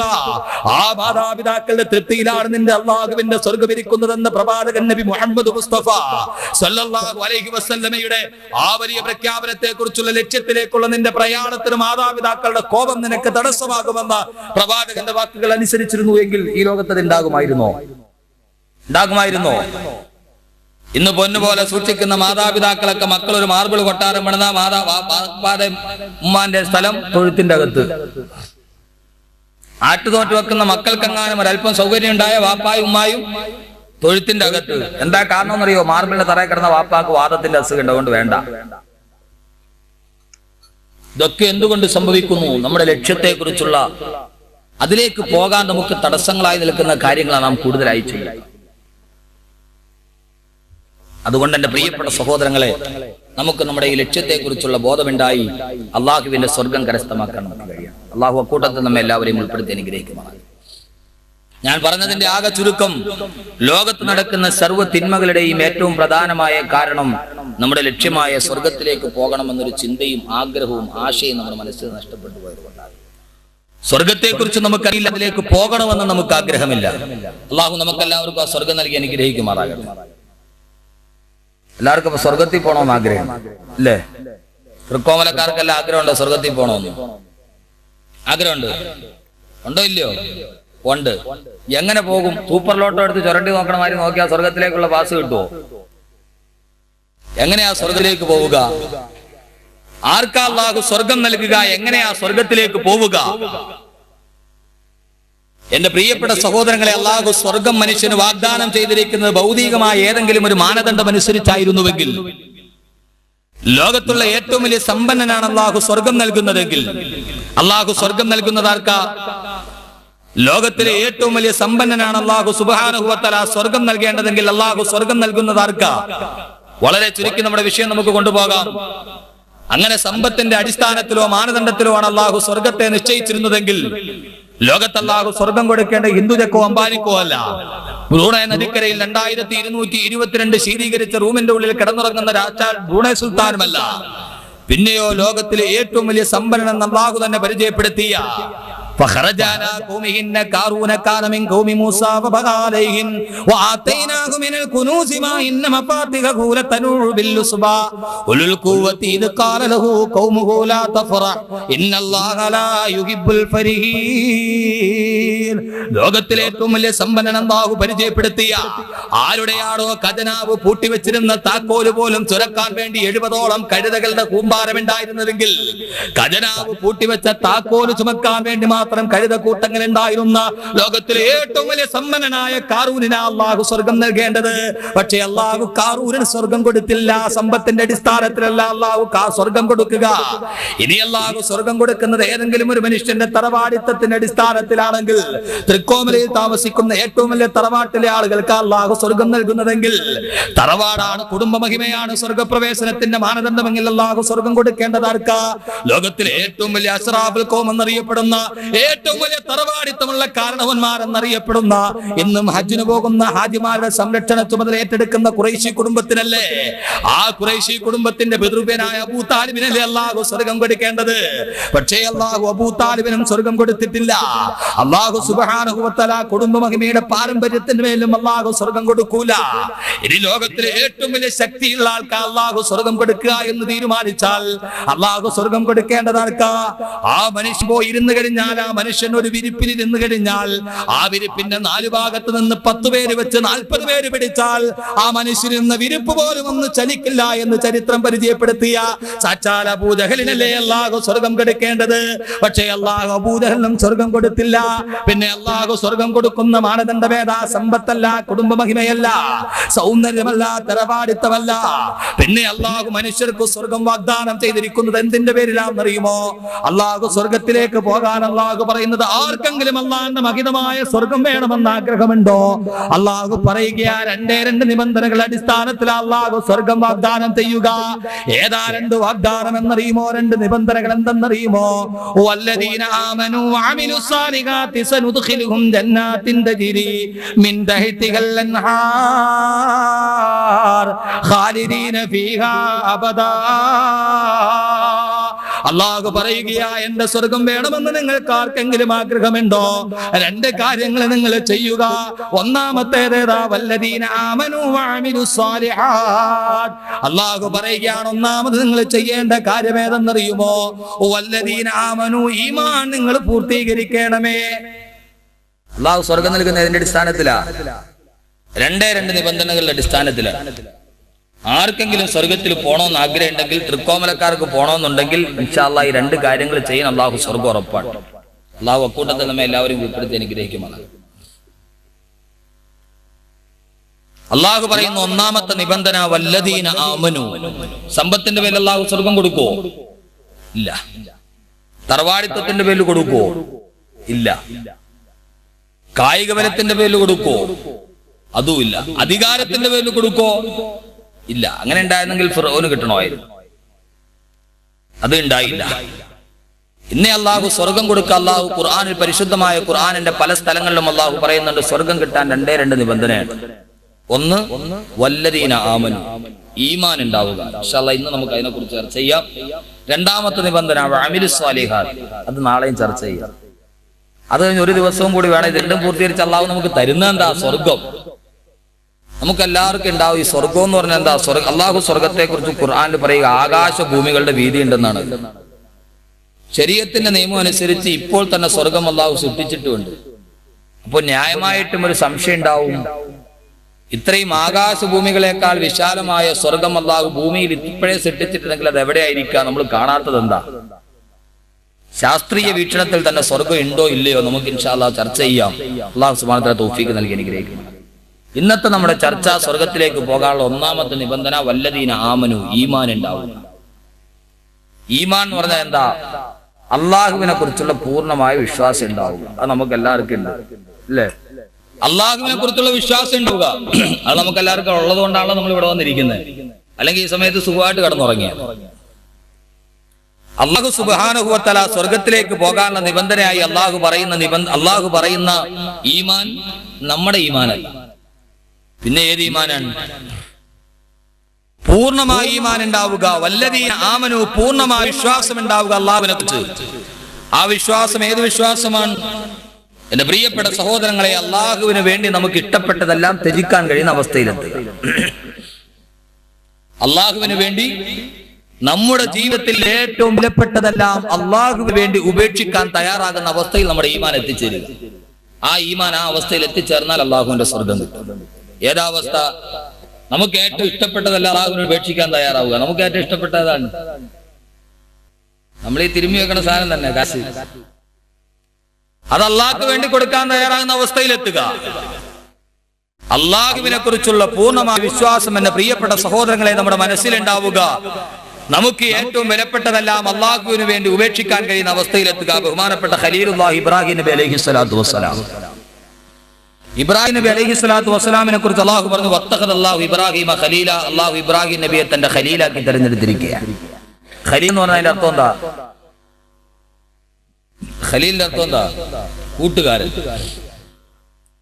ഏകനായ പ്രപഞ്ചനാഥനായ അല്ലാഹു സുബ്ഹാനഹു വ തആല ഒരു മനുഷ്യനായ ഇബ്രാഹിം നബിയെ കുറിച്ച് പറയുകയാണ്, വത്തഖദല്ലാഹു ഇബ്രാഹിമ ഖലീല. ഇബ്രാഹിം എന്റെ ഏറ്റവും പ്രധാനപ്പെട്ട കൂട്ടുകാരനാണ്. അള്ളാഹു പറയാണ്, ഇബ്രാഹിം നബി എന്റെ വലിയ ഇന്റിമേറ്റ് ഫ്രണ്ടാണ് എന്ന്. മനുഷ്യനായ ഇബ്രാഹിം നബിയെ കുറിച്ച് മനുഷ്യ സൃഷ്ടാവായ അല്ലാഹു സുബ്ഹാനഹു വ തആല ഇബ്രാഹിം നബി അലൈഹിസ്സലാത്തു വസ്സലാം എങ്ങനെയാണ് ആ യോഗ്യത നേടിയെടുത്തത്? അള്ളാഹുവിന്റെ ഖലീൽ, അള്ളാഹുവിന്റെ ഏറ്റവും ഇഷ്ടപ്പെട്ട കൂട്ടുകാരൻ എന്ന പദവി ഇബ്രാഹിം നബി അലൈഹിസ്സലാത്തു വസ്സലാം എങ്ങനെയാണ് നേടിയെടുത്തത്? ബഹുമാനപ്പെട്ട ഖലീലുല്ലാഹി ഇബ്രാഹിം നബി അലൈഹിസ്സലാത്തു വസ്സലാം ധാരാളം ആടുകൾ കൊടുത്ത് അള്ളാഹു അനുഗ്രഹിച്ച പ്രവാചകനാണ് ഇബ്രാഹിം. ഒരു ദിവസം ഇബ്രാഹിം നബി അലൈഹിസ്സലാത്തു വസ്സലാം തന്റെ ആട്ടിൻപറ്റങ്ങളുമായി വനാന്തരത്തിലൂടെ യാത്ര ചെയ്യുകയാണ്. ഇബ്രാഹിം നബി അലൈഹിസ്സലാത്തു വസ്സലാം ഒരു വലിയ കൊടും വനത്തിലൂടെ, നമ്മുടെ പൊന്തമ്പുഴ വനം മാതിരി. ഇബ്രാഹിം നബി അലൈഹിസ്സലാത്തു വസ്സലാം തന്റെ ആട്ടിൻപറ്റങ്ങളുമായി ഒരു ദിവസം ഒരു വലിയ വനാന്തരത്തിലൂടെ, ഒരു ഘോര വനത്തിലൂടെ, നിബിഡ വനത്തിലൂടെ യാത്ര ചെയ്യുകയാണ്. ധാരാളം ആടുകളുണ്ട് ഇബ്രാഹിം നബി അലൈഹിസ്സലാത്തു വസ്സലാമിന്. ഇബ്രാഹിം നബി അലൈഹിസ്സലാത്തു വസ്സലാം ജനവാസമില്ലാത്ത ഹിംസ്ര ജന്തുക്കൾ മാത്രം വസിക്കുന്ന, ആനകൾ, കാട്ടാനകൾ ചിഹ്നം വിളിക്കുന്ന, സിംഹങ്ങൾ ഗർജിക്കുന്ന നിബിഡ വനത്തിലൂടെ ഇബ്രാഹിം നബി തന്റെ ആട്ടിൻപറ്റവുമായിട്ട് ഇങ്ങനെ യാത്ര ചെയ്യുമ്പോ പെട്ടെന്ന് ഇബ്രാഹിം നബി അലൈഹിസ്സലാത്തു വസ്സലാമിന് ഇവിടെ നിന്ന് ഒരു മനുഷ്യന്റെ ശബ്ദം കേൾക്കാനിടയായി. ഇബ്രാഹിം നബി അലൈഹിസ്സലാത്തു വസ്സലാം പെട്ടെന്ന് ശ്രദ്ധിച്ചു, മനുഷ്യവാസം പോലും ഇല്ലാത്ത ഇവിടെ നിന്ന് ഏതെവിടെ നിന്നാ ഒരു മനുഷ്യന്റെ ശബ്ദം കിടക്കുന്ന ഒരു സാത്വികനായ ഒരു ഭിക്ഷുവായ മനുഷ്യൻ തന്റെ ദിക്റുകൾ ചെല്ലുകയാ, അള്ളാഹുവിനെ ദിക്ർ ചൊല്ലിക്കൊണ്ടിരിക്കുകയാൽ. ഇബ്രാഹിം നബി നോക്കുമ്പോ യാതൊരുവിധ പരിസര ബോധവുമില്ലാത്ത ഒരു മനുഷ്യൻ തന്റെ വൃക്ഷത്തലപ്പിന്റെ കീഴിൽ ഇരുന്നിട്ട് ഇബ്രാഹിം നബി അലൈഹിസ്സലാത്തു വസ്സലാം നോക്കുമ്പോ ഒരു സാധുവായ മനുഷ്യൻ ദിക്ർ ചെല്ലുകയാ. ഇബ്രാഹിം നബി അയാളുടെ അടുക്കലേക്ക് കടന്നു ചെന്നിട്ട് ആ മനുഷ്യന്റെ അടുക്കൽ ചെന്ന് ഇബ്രാഹിം നബി അയാളുടെ തോളുകളിൽ കൈവച്ച് കുലുക്കി വിളിക്കുമ്പോ പെട്ടെന്ന് ഏതോ ഒരു ചിന്തയിൽ നിന്ന് വേർപെട്ടതുപോലെ അദ്ദേഹം കണ്ണ് ചിമ്മി തുറക്കുമ്പോ മുമ്പിൽ ഇബ്രാഹിം നബിയെ കാണുമ്പോ അദ്ദേഹം ചോദിക്കുവായ, മനുഷ്യ, നഗരത്തിലിരുന്ന് ദിക്ർ ചെല്ലുമ്പോ മനുഷ്യൻ എന്നെ തടസ്സപ്പെടുത്തുന്നത് കൊണ്ടാണ് ഞാൻ കാട്ടിൽ വന്നത്. ഇവിടെയും എന്റെ ഇബാദത്തിനെ തടസ്സപ്പെടുത്താൻ നിങ്ങൾ വന്നിരിക്കുകയാണോ എന്ന് ചോദിക്കുമ്പോ ഇബ്രാഹിം നബി പറയുകയാണ്, ഇല്ലില്ല സഹോദര, ഈ നിബിഡ വനത്തിലാരാണ് എന്റെ റബ്ബിന്റെ ദിക്ർ ചെല്ലുന്നതെന്നറിയാൻ വേണ്ടി വന്നതാണ്. അതുകൊണ്ട് എന്നോട് നിങ്ങൾ പൊറുക്കണേ, എന്നോട് നിങ്ങൾ മാപ്പാക്കണേ. ഇബ്രാഹിം നബി മെല്ലെ തിരിഞ്ഞു നടക്കുമ്പോ പെട്ടെന്ന് ഇബ്രാഹിം നബി അദ്ദേഹത്തോട് ചോദിക്കുകയാണ്, എന്റെ പ്രിയപ്പെട്ട കൂട്ടുകാരാ, ഞാൻ എന്റെ ജീവിതത്തിൽ ഞാൻ ഏറ്റവും സ്നേഹിക്കുന്നത് എന്റെ റബ്ബിനെയാ, ഞാൻ ഏറ്റവും കൂടുതൽ ഇഷ്ടപ്പെടുന്നത് എന്റെ റബ്ബിനെയാ. എനിക്ക് ജീവിതത്തിൽ ഏറ്റവും കൂടുതൽ സ്നേഹം എന്റെ അള്ളാഹുവിനോടാ. ആ അള്ളാഹുവിന്റെ പേരാണല്ലോ നിങ്ങൾ പറഞ്ഞത്. അതൊരിക്കൽ കൂടി കേൾക്കണമെന്ന് എനിക്ക് വല്ലാത്ത ആഗ്രഹമുണ്ട്. അതുകൊണ്ട് ഒരിക്കൽ കൂടി നിങ്ങളൊന്ന് പറയുമോ? എന്റെ റബ്ബിന്റെ നാമം നിങ്ങൾ ഒരിക്കൽ കൂടി പറയുമോ? അത് കേൾക്കാൻ ആഗ്രഹമുണ്ട്. ഇബ്രാഹിം നബിയുടെ ആവശ്യത്തിന് വഴങ്ങിയിട്ട് ഒരിക്കൽ കൂടെ അയാൾ തന്റെ ചുണ്ടുകളെ ചലിപ്പിക്കാൻ തുടങ്ങി. സുബ്ബൂൻ ഖുദ്ദൂസുൻ റബ്ബുനാ വറബ്ബുൽ മലായികതി വറൂഹ്. അദ്ദേഹത്തിന്റെ മധുരോദാരമായ ശബ്ദം ഇബ്രാഹിം നബി കേൾക്കുമ്പോ താൻ ഏറ്റവും കൂടുതൽ സ്നേഹിക്കുന്ന, താൻ ഏറ്റവും കൂടുതൽ ഇഷ്ടപ്പെടുന്ന, തന്റെ ജീവിതത്തിൽ താൻ ഏറ്റവും കൂടുതൽ ആഗ്രഹിക്കുന്ന തന്റെ റബ്ബിന്റെ നാമം കേട്ടപ്പോ ഇബ്രാഹിം നബിക്ക് സഹിക്കാൻ കഴിഞ്ഞില്ല. ഇബ്രാഹിം നബിക്ക് വല്ലാത്ത ആഹ്ലാദമാ. സ്വാഭാവികമായിട്ടും മനുഷ്യൻ എങ്ങനെയാണല്ലോ, തനിക്ക് ഏറ്റവും ഇഷ്ടപ്പെട്ട ആളിന്റെ പേര് കേൾക്കുമ്പോൾ അവന് വല്ലാത്ത അനുഭൂതിയാണത്. ഇബ്രാഹിം നബിക്ക് ആശ്വാസത്തിന്റെ, ആഹ്ലാദത്തിന്റെ കിരണങ്ങളായി ഇബ്രാഹിം നബിക്ക് വല്ലാതെ സന്തോഷമായി. ഇബ്രാഹിം നബിക്ക് തന്റെ റബ്ബിന്റെ നാദം കേട്ടപ്പോ താൻ ഏറ്റവും കൂടുതൽ സ്നേഹിക്കുന്ന, താൻ ഏറ്റവും കൂടുതൽ ഇഷ്ടപ്പെടുന്ന തന്റെ റബ്ബിന്റെ പേര് കേട്ടപ്പോ ഇബ്രാഹിം നബി അലൈഹിസ്സലാത്തു വസ്സലാം അദ്ദേഹത്തോട് പറയുകയാ, ഏ പ്രിയപ്പെട്ട സഹോദര, ഒരു പ്രാവശ്യം ഞാൻ നിങ്ങളോട് ആവശ്യപ്പെട്ടപ്പോ ഒരു മടിയുമില്ലാതെ നിങ്ങൾ എന്റെ റബ്ബിന്റെ പേര് പറഞ്ഞല്ലോ.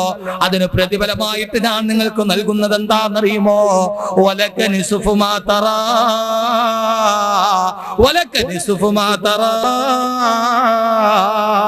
എന്റെ ഈ കാണുന്ന ആട്ടിൻപറ്റത്തിന്റെ നേർപകുതി ഒരു പ്രാവശ്യം എന്റെ റബ്ബിന്റെ പേര് പറഞ്ഞത് പ്രതിഫലമായിട്ട് ഞാനിതാ നിങ്ങൾക്ക് തരികയാണെന്ന് ഇബ്രാഹിം നബി പറയുമ്പോ, രണ്ടാമതും ഇബ്രാഹിം നബി പറയുകയാണ്, എന്റെ പ്രിയപ്പെട്ട സഹോദര, എന്റെ റബ്ബിന്റെ പേര് കേട്ടിട്ട് എനിക്ക് കൊതി തീരുന്നില്ല. ഞാൻ ഏറ്റവും കൂടുതൽ സ്നേഹിക്കുന്ന, ഞാൻ ഏറ്റവും കൂടുതൽ ഇഷ്ടപ്പെടുന്ന, കേട്ടാലും കൊതി തീരാത്ത എന്റെ റബ്ബിന്റെ പേര് കേട്ടിട്ട് എനിക്ക് കൊതി തീരുന്നില്ല. ഒരിക്കൽ കൂടി പറയുമോ? ഒരിക്കൽ കൂടി എന്റെ ആഗ്രഹം പൂർത്തീകരിക്കുമോ? ഇബ്രാഹിം നബിയുടെ സമ്മർദ്ദത്തിന് വഴങ്ങിയിട്ട് അയാൾ രണ്ടാമതും ആ പേര് പറയാൻ തുടങ്ങി. സുബൂഹുൻ ഖുദ്ദൂസുൻ റബ്ബുനാ വറബ്ബുൽ മലായികത്തി വറൂഹ്. ഇബ്രാഹിം നബി അലൈഹിസ്സലാത്തു വസ്സലാമിന്റെ കദരങ്ങളിലേക്ക് തന്റെ അനിർവചനീയമായ പ്രേമവാദനമായ റബ്ബിന്റെ നാദം കടന്നപ്പോ ഇബ്രാഹിം നബിയുടെ കതിരെ കേട്ട ശബ്ദം ആത്മാവിലേക്ക് സന്നിവേശിക്കുമ്പോ ഇബ്രാഹിം നബി വല്ലാതെ ആനന്ദ തുന്തിലനാവുകയാ. അദ്ദേഹത്തിന്റെ രോമകൂപങ്ങൾ വല്ലാതെ വിജൃംഭിതമാവുകയാ. അല്ലാഹു നസ്സല അഹ്സനൽ ഹദീസ് കിതാബൻ മുതശാബിഹാ വസാനിയത കശൈറു മിൻ ജുലൂദുൽ ലദീന യഖ്ശൗന റബ്ബഹും ثم തലീന ജുലൂദുഹും വഖുലൂബുഹും ഇലാ ദിക്രില്ലാഹ്. ചില ആളുകൾക്ക് അല്ലാഹുവിന്റെ നാമം കേൾക്കുമ്പോ അവരുടെ ശരീരത്തിന് ഭാവവ്യത്യാസം ഉണ്ടാകുമെന്ന് ഖുർആൻ പറഞ്ഞ അവസ്ഥയിലേക്ക് ഇബ്രാഹിം നബി മാറുമ്പോ, ഇബ്രാഹിം നബിയുടെ രോമകൂപങ്ങൾ വല്ലാതെ വിജൃംഭിതമാകുമ്പോ വസന്തകാലത്ത് പുഷ്പഭാരത്താൽ മരച്ചില്ലകൾ ഇളകിയാടുന്നത് പോലെ ഒരു സവിശേഷ ആസ്വാദനത്തിന്റെ ശാന്തഭൂതലത്തിലൂടെ ഇബ്രാഹിം നബിക്ക് അള്ളാഹുവിന്റെ നാമം കേട്ടപ്പോ ഇബ്രാഹിം നബി സ്ഥലകാലം മറന്നുപോയി. കാരണം തനിക്ക് ഏറ്റവും ഇഷ്ടപ്പെട്ടതിന്റെ പ്രേമവാദത്തിന്റെ പേരാ കേട്ടത്. കണ്ണുപുടങ്ങൾ പൊടിച്ചുകൊണ്ട്, അശ്രുബിന്ദുക്കൾ പൊതിച്ചുകൊണ്ട് അള്ളാഹുവിന്റെ ആ നാമം കേട്ടപ്പോ ഇബ്രാഹിം നബി സർവ്വതും മറന്നു പോവുകയാ. मेरी नमाज इश्क अदा रहे तो सजदा करूं मैं सजदा में मौला दिखाई दे, मौला दिखाई दे.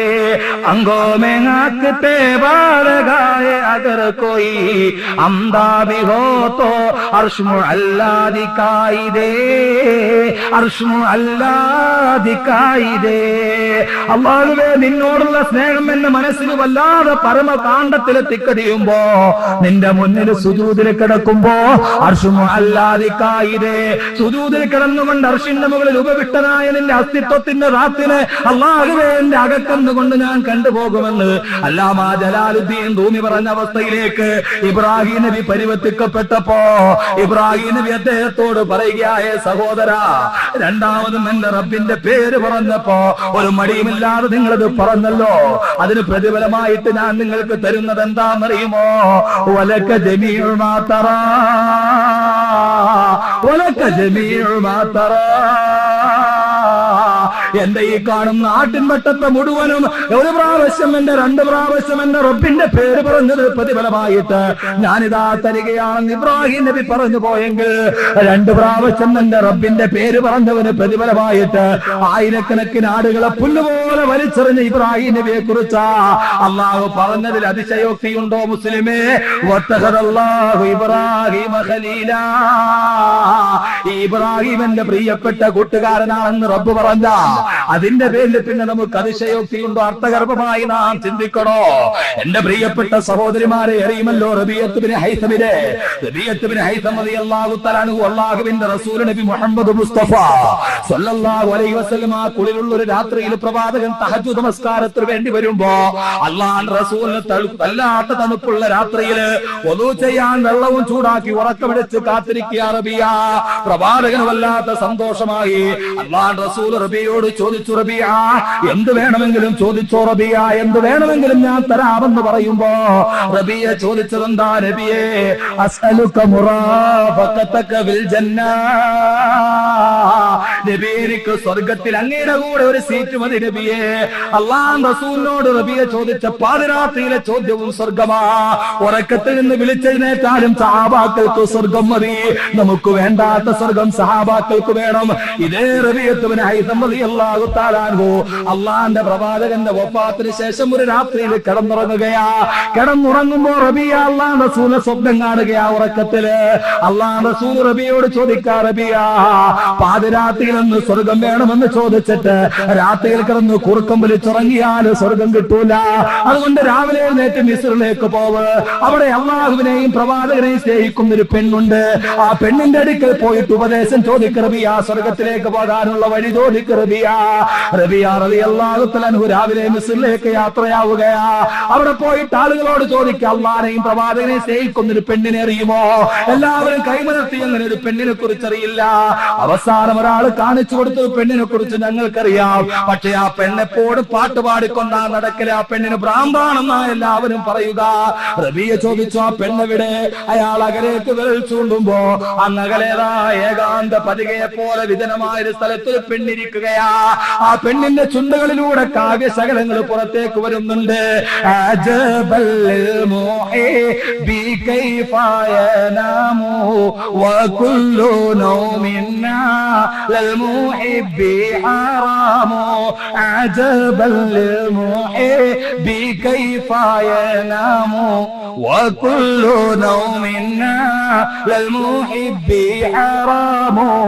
അജബാനാണ് ഈ ലോകത്ത് കാണുന്നത്. എന്തോ അത്ഭുതമാ.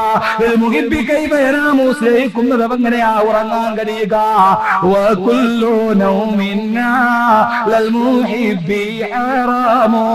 അള്ളാഹുവിനെ സ്നേഹിക്കുന്നു എന്ന് അവകാശപ്പെടുന്നവര്, അവന്റെ സ്വർഗത്തിലേക്ക് പോകാൻ ആഗ്രഹിക്കുന്നവര് രാത്രിയിൽ കിടന്നുറങ്ങല് പോലും ഹറാമാണെന്ന പെണ്ണ് പറഞ്ഞെങ്കില് എല്ലാവരും ഉറങ്ങാൻ ഇഷ്ടപ്പെടുന്ന ഈ രാത്രിയിൽ ഉറക്കമളച്ചിട്ട് തൃക്കോമലപ്പള്ളിയുടെ മുന്നിൽ ഈ മജ്‌ലിസിൽ നാം ഒരുമിച്ച് കൂടുമ്പോ അള്ളാഹു നാം ഉപേക്ഷിച്ച ഈ ഉറക്കത്തെ സ്വർഗത്തിലേക്കുള്ള പാതയിൽ ഒരു എളുപ്പമാക്കി അള്ളാഹു കബൂലാക്കട്ടെ. നമുക്ക് ഇഷ്ടപ്പെട്ടതെല്ലാം റബ്ബിന് വേണ്ടി ത്യജിക്കാൻ കഴിയല. സ്വർഗത്തിലേക്ക് പോകാനുള്ള ഒന്നാമത്തെ വഴിയെങ്കില് നമുക്ക് ഇഷ്ടപ്പെട്ട ഉറക്കം ത്യജിച്ചിട്ടാ നാം ഇവിടെ വന്നിരിക്കുക. അള്ളാഹു സ്വർഗത്തിലേക്കുള്ള ഏറ്റവും വലിയ മുതൽക്കൂട്ടാക്കിയത് ഈ സദസ്സിനെ അള്ളാഹു കബൂലാക്കട്ടെ. അതുകൊണ്ട് നമുക്ക് ഏറ്റവും ഇഷ്ടപ്പെട്ടത് എന്തൊക്കെയാണോ അതൊക്കെ റബ്ബിന് വേണ്ടി ത്യജിക്കാൻ കഴിയുന്ന അവസ്ഥയിലേക്ക് എത്തുമ്പോഴാ പൂർണ്ണമായി ഈമാൻ ഉണ്ടാവുക. അതുകൊണ്ട് ഈമാൻ ഉണ്ടാകുമ്പോൾ പൂർണ്ണമായി ഹറാമുകളിൽ നിന്ന് മാറി നിൽക്കുന്ന സംസ്കാരമാണ് നമുക്ക് ഉണ്ടാകേണ്ടത്. തീർച്ചയായിട്ടും ഹറാമുമായി ബന്ധപ്പെട്ട ഒരു ശരീരത്തിനോ ഒരു സമ്പത്തിനോ അള്ളാഹുവിന്റെ സ്വർഗത്തിലേക്ക് കടന്നു ചെല്ലാനുള്ള യാതൊരുവിധ അനുവാദമില്ലെങ്കിൽ അറിയുമല്ലോ. ബഹുമാനപ്പെട്ട അബൂബക്കർ സിദ്ദീഖ് റളിയല്ലാഹു തആല അൻഹുവിനെ നിങ്ങൾക്ക് പരിചയമുണ്ടായിരിക്കാം. അബൂബക്കർ സിദ്ദീഖ് റളിയല്ലാഹു തആല ഒരു ദിവസം നാട്ടിലെ ഖലീഫയായിരിക്കുമ്പോൾ അബൂബക്കറിന് വല്ലാത്ത വിശപ്പാ. തന്നാൻ അബൂബക്കർ സിദ്ദീഖിന്റെ കയ്യിലൊന്നുമില്ല, വല്ലാത്ത വിശപ്പ് കൊണ്ട് കണ്ണിലിട്ട് കയറുകയാ. രാജ്യത്തിന്റെ ഖലീഫയുടെ വീട്ടിൽ പട്ടിണിയും പരിവട്ടവുമാ, തിന്നാനൊന്നുമില്ല. ഒരല്പം എന്തെങ്കിലും ഭക്ഷിച്ചാലല്ലാതെ ജീവിതം പോലും നിലനിർത്താൻ കഴിയില്ലെന്ന് അബൂബക്കർ സിദ്ദീഖ് അറിയുമ്പോ വെളിയിലേക്ക് ഇറങ്ങിയ അബൂബക്കർ സിദ്ദീഖ് റളിയല്ലാഹു തആല ഒരല്പം എന്തെങ്കിലും കിട്ടിയാൽ കഴിക്കാമായിരുന്നു. ആ സമയത്താണ് അബൂബക്കർ സിദ്ദീഖ് റളിയല്ലാഹു തആല സേവകൻ പഴയൊരടിമ കടന്നു വരിക. അബൂബക്കർ സിദ്ദീഖ് അടിമയോട് ചോദിച്ചു, അടിമയെ കഴിക്കാൻ എന്തെങ്കിലും കയ്യിലുണ്ടോ? വല്ലാത്ത വിശപ്പാണ്. അബൂബക്കർ സിദ്ദീഖിനോട് അടിമ പറയുക, എന്റെ കയ്യിലൊരു കാരക്കയുണ്ട്, വേണമെങ്കിൽ തന്നേക്കാം. വിശപ്പിന്റെ കാഠിന്യം കൊണ്ട് ഒരേ ഒരു ഉണക്ക കാരക്ക വാങ്ങിച്ച് അടിമയുടെ കയ്യിൽ നിന്ന് കഴിച്ചു അബൂബക്കർ സിദ്ദീഖ് റളിയല്ലാഹു തആല അൻഹു. കഴിച്ചു തിന്നൊരൽപ്പം പച്ചവെള്ളവും കുടിക്കുമ്പോ വിശപ്പിന് താൽക്കാലിക ശമനമായി. പെട്ടെന്നാണ് അബൂബക്കർ സിദ്ദീഖ് ഓർത്തത്, അല്ലാഹുവേ, അടിമ കൊണ്ടുവന്നു തന്ന കാരക്കയാണ് തിന്നത്, അത് ഹലാലാണോ ഹറാമാണോ എന്ന് തിരിച്ചറിഞ്ഞില്ല, ചോദിച്ചില്ല. ഇതേവരെ ഹറാമായൊരു മുതൽ പോലും അബൂബക്കർ സിദ്ദീഖിന്റെ വയറ്റിൽ ചെന്നിട്ടില്ല. അബൂബക്കർ സിദ്ദീഖ് അടിമയോട് ചോദിക്കുക, അടിമയെ എവിടെ നിന്നാണ് നിനക്ക് ഈ കാരക്ക കിട്ടിയത്? അയാള് പറയുകയാ, കഹന്തൂലി ഖൗമിൻ ഫഅതൂനി. അമീറുൽ മുഅ്മിനീൻ, ഞാനൊരു നാട്ടിൽ പോയപ്പോ അവിടെ ആളുകൾ എന്നോട് കൈ നോക്കി ഭാവി പറയാൻ പറഞ്ഞു. കൈ നോക്കി ഭാവി പറഞ്ഞൊരു പ്രതിഫലമായിട്ട് അവിടെ തന്ന കാരക്കയാ. അബൂബക്കർ സിദ്ദീഖ് റളിയല്ലാഹു തആല അൻഹു ഞെട്ടിത്തരിച്ചു പോയി. അല്ലാഹുവേ, കൈ നോക്കൽ ഇസ്ലാമിലെ ഹറാമാ, ആ ഹറാമിന് കിട്ടിയ പ്രതിഫലവും ഹറാമാ. ഹറാമായ കാര്യം ചെയ്തതിന്റെ പ്രതിഫലമായി കിട്ടിയത് ആ കാരക്കയാ താൻ തിന്നതെന്നറിഞ്ഞപ്പോ ഒരു ഹറാമായി ഉണക്കക്കാരക്ക തന്നെ വയറിന്റെ ഉള്ളിലേക്ക് കടന്നു ചെന്നു എന്നറിയപ്പോ അബൂബക്കർ സിദ്ദീഖ് ഞെട്ടിത്തരിച്ചു പോയി. കാരണം ഒരു കരി പോലും ഉള്ളിൽ ചെന്നിട്ടില്ല ഹറാമിന്റെ. അബൂബക്കർ സിദ്ദീഖ് റളിയല്ലാഹു തആല അൻഹു എന്ത് ചെയ്യണമെന്നറിയാതെ, എന്റെ സഹോദരങ്ങളെ, രണ്ട് കൈവിരലുകൾ അബൂബക്കർ സിദ്ദീഖ് തന്റെ തൊണ്ടക്കുടിയിലേക്ക് കുത്തിയിറക്കിയിട്ട് ബലമായിട്ട് ഛർദ്ദിക്കാൻ തുടങ്ങി. ഛർദ്ദിച്ച് അബൂബക്കർ സിദ്ദീഖ് റളിയല്ലാഹു തആല അൻഹുവിന്റെ ആമാശയത്തിനുണ്ടായിരുന്ന സർവ്വതും വെളിയിലേക്ക് വന്ന് അവസാനം ഒന്നും വരാനില്ലാതെ അബൂബക്കർ സിദ്ദീഖ് രക്തം ഛർദ്ദിക്കാൻ തുടങ്ങി. കണ്ടിൽ നിന്ന സഹാബാക്കൾ പറയുകയാ, അബൂബക്കർ സിദ്ദീഖ് ഛർദ്ദിച്ച് മരിച്ചു പോകുമോ എന്ന് ഞങ്ങൾ ഭയപ്പെട്ടു പോയി. ഒരേ ഒരു ഉണക്കക്കാരൊക്കെ തിന്നതിന്റെ പേരില് അബൂബക്കർ സിദ്ദീഖ് കൈവിരലുകൾ തൊണ്ടക്കുടിയിലേക്ക് ഇട്ട് ഛർദ്ദിക്കുകയാ. ഒന്നേ ഒരു കറുത്തൊരു ഉണക്കക്കാരൊക്കെ ഇവരിപ്പം പച്ചവെള്ളവുമാ കുടിച്ചത്.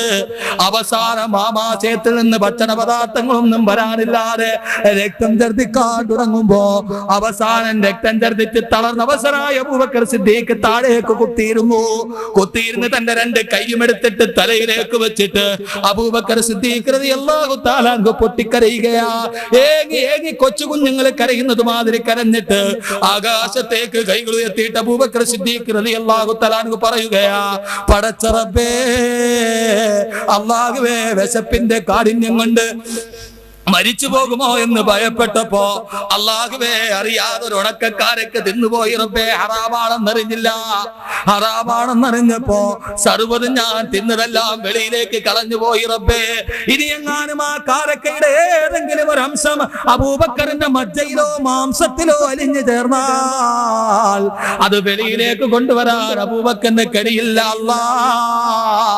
അതുകൊണ്ട് എന്റെ രക്തത്തിലെങ്ങാനും ഈ കാരക്കയുടെ ഒരു അംശം എങ്ങാനും അലിഞ്ഞു ചേർന്നിട്ടുണ്ടെങ്കിൽ അതിന്റെ പേരിൽ നാളെ നിന്റെ സ്വർഗത്തിൽ നിന്ന് നീ എന്നെ ആട്ടി പുറത്താക്കല്ലേ അല്ലാ. അബൂബക്കർ സിദ്ദീഖ് അവിടെ നിന്ന് പൊട്ടിക്കരഞ്ഞു പോയെങ്കിൽ ഹറാമിന്റെ ഒരു തുള്ളി അകത്ത് ചെന്നോ അള്ളാന്റെ സ്വർഗത്തിലേക്കുള്ള പാത ചർച്ച ചെയ്യുമ്പോ നിങ്ങളോട് ഞാൻ പറയുകയാ, അത് മദ്യപാനവുമായി ബന്ധപ്പെട്ട കാശാണെങ്കിലും ശരി, പലിശയുമായി ബന്ധപ്പെട്ട കാശാണെങ്കിലും ശരി, ലോട്ടറിയുമായി ബന്ധപ്പെട്ട കാശാണെങ്കിലും ശരി, ഹറാമുമായി ബന്ധപ്പെടല്ല സഹോദരങ്ങളെ. ഒരിക്കലും ഹറാമിലേക്ക് നിങ്ങൾ ചിന്തിച്ചു പോകരുതേ. അറിയുമല്ലോ, ഒരു സേവകന്റെ അടുക്കലേക്ക് ഒരു യജമാനൻ വരികയാ. യജമാനന്റെ കൂട്ടുകാരനും കൂടെയുണ്ട്. സേവകനോട് യജമാനൻ പറയുകയാണ്, മുന്തിരിത്തോട്ടത്തിൽ വെച്ച് സേവക, എന്റെ കൂട്ടുകാരനാണ് ഈ വന്നിരിക്കുക, അവന് കൊടുക്കാൻ ഒരു മുന്തിരിക്കൊല അറുത്തുകൊണ്ടുവാ. സേവകൻ പോയൊരു മുന്തിരിക്കൊല അറുത്തുകൊണ്ടുവന്നത്രേ. തന്റെ യജമാനന്റെ കയ്യിലേക്ക് കൊടുത്തിട്ട് അയാൾ തിന്നു നോക്കുമ്പോ മുന്തിരിക്ക് വല്ലാത്ത പുളി, പൂർണ്ണമായ വളർച്ചയെത്തിയില്ല, പാകമായില്ല മുന്തിരി. യജമാനൻ ദേശത്തോടെ വലിച്ചെറിഞ്ഞിട്ട് തന്റെ കൈകൾ കൊണ്ടാന്ന് പകരിച്ചു സേവകന്റെ മുഖത്തേക്ക്.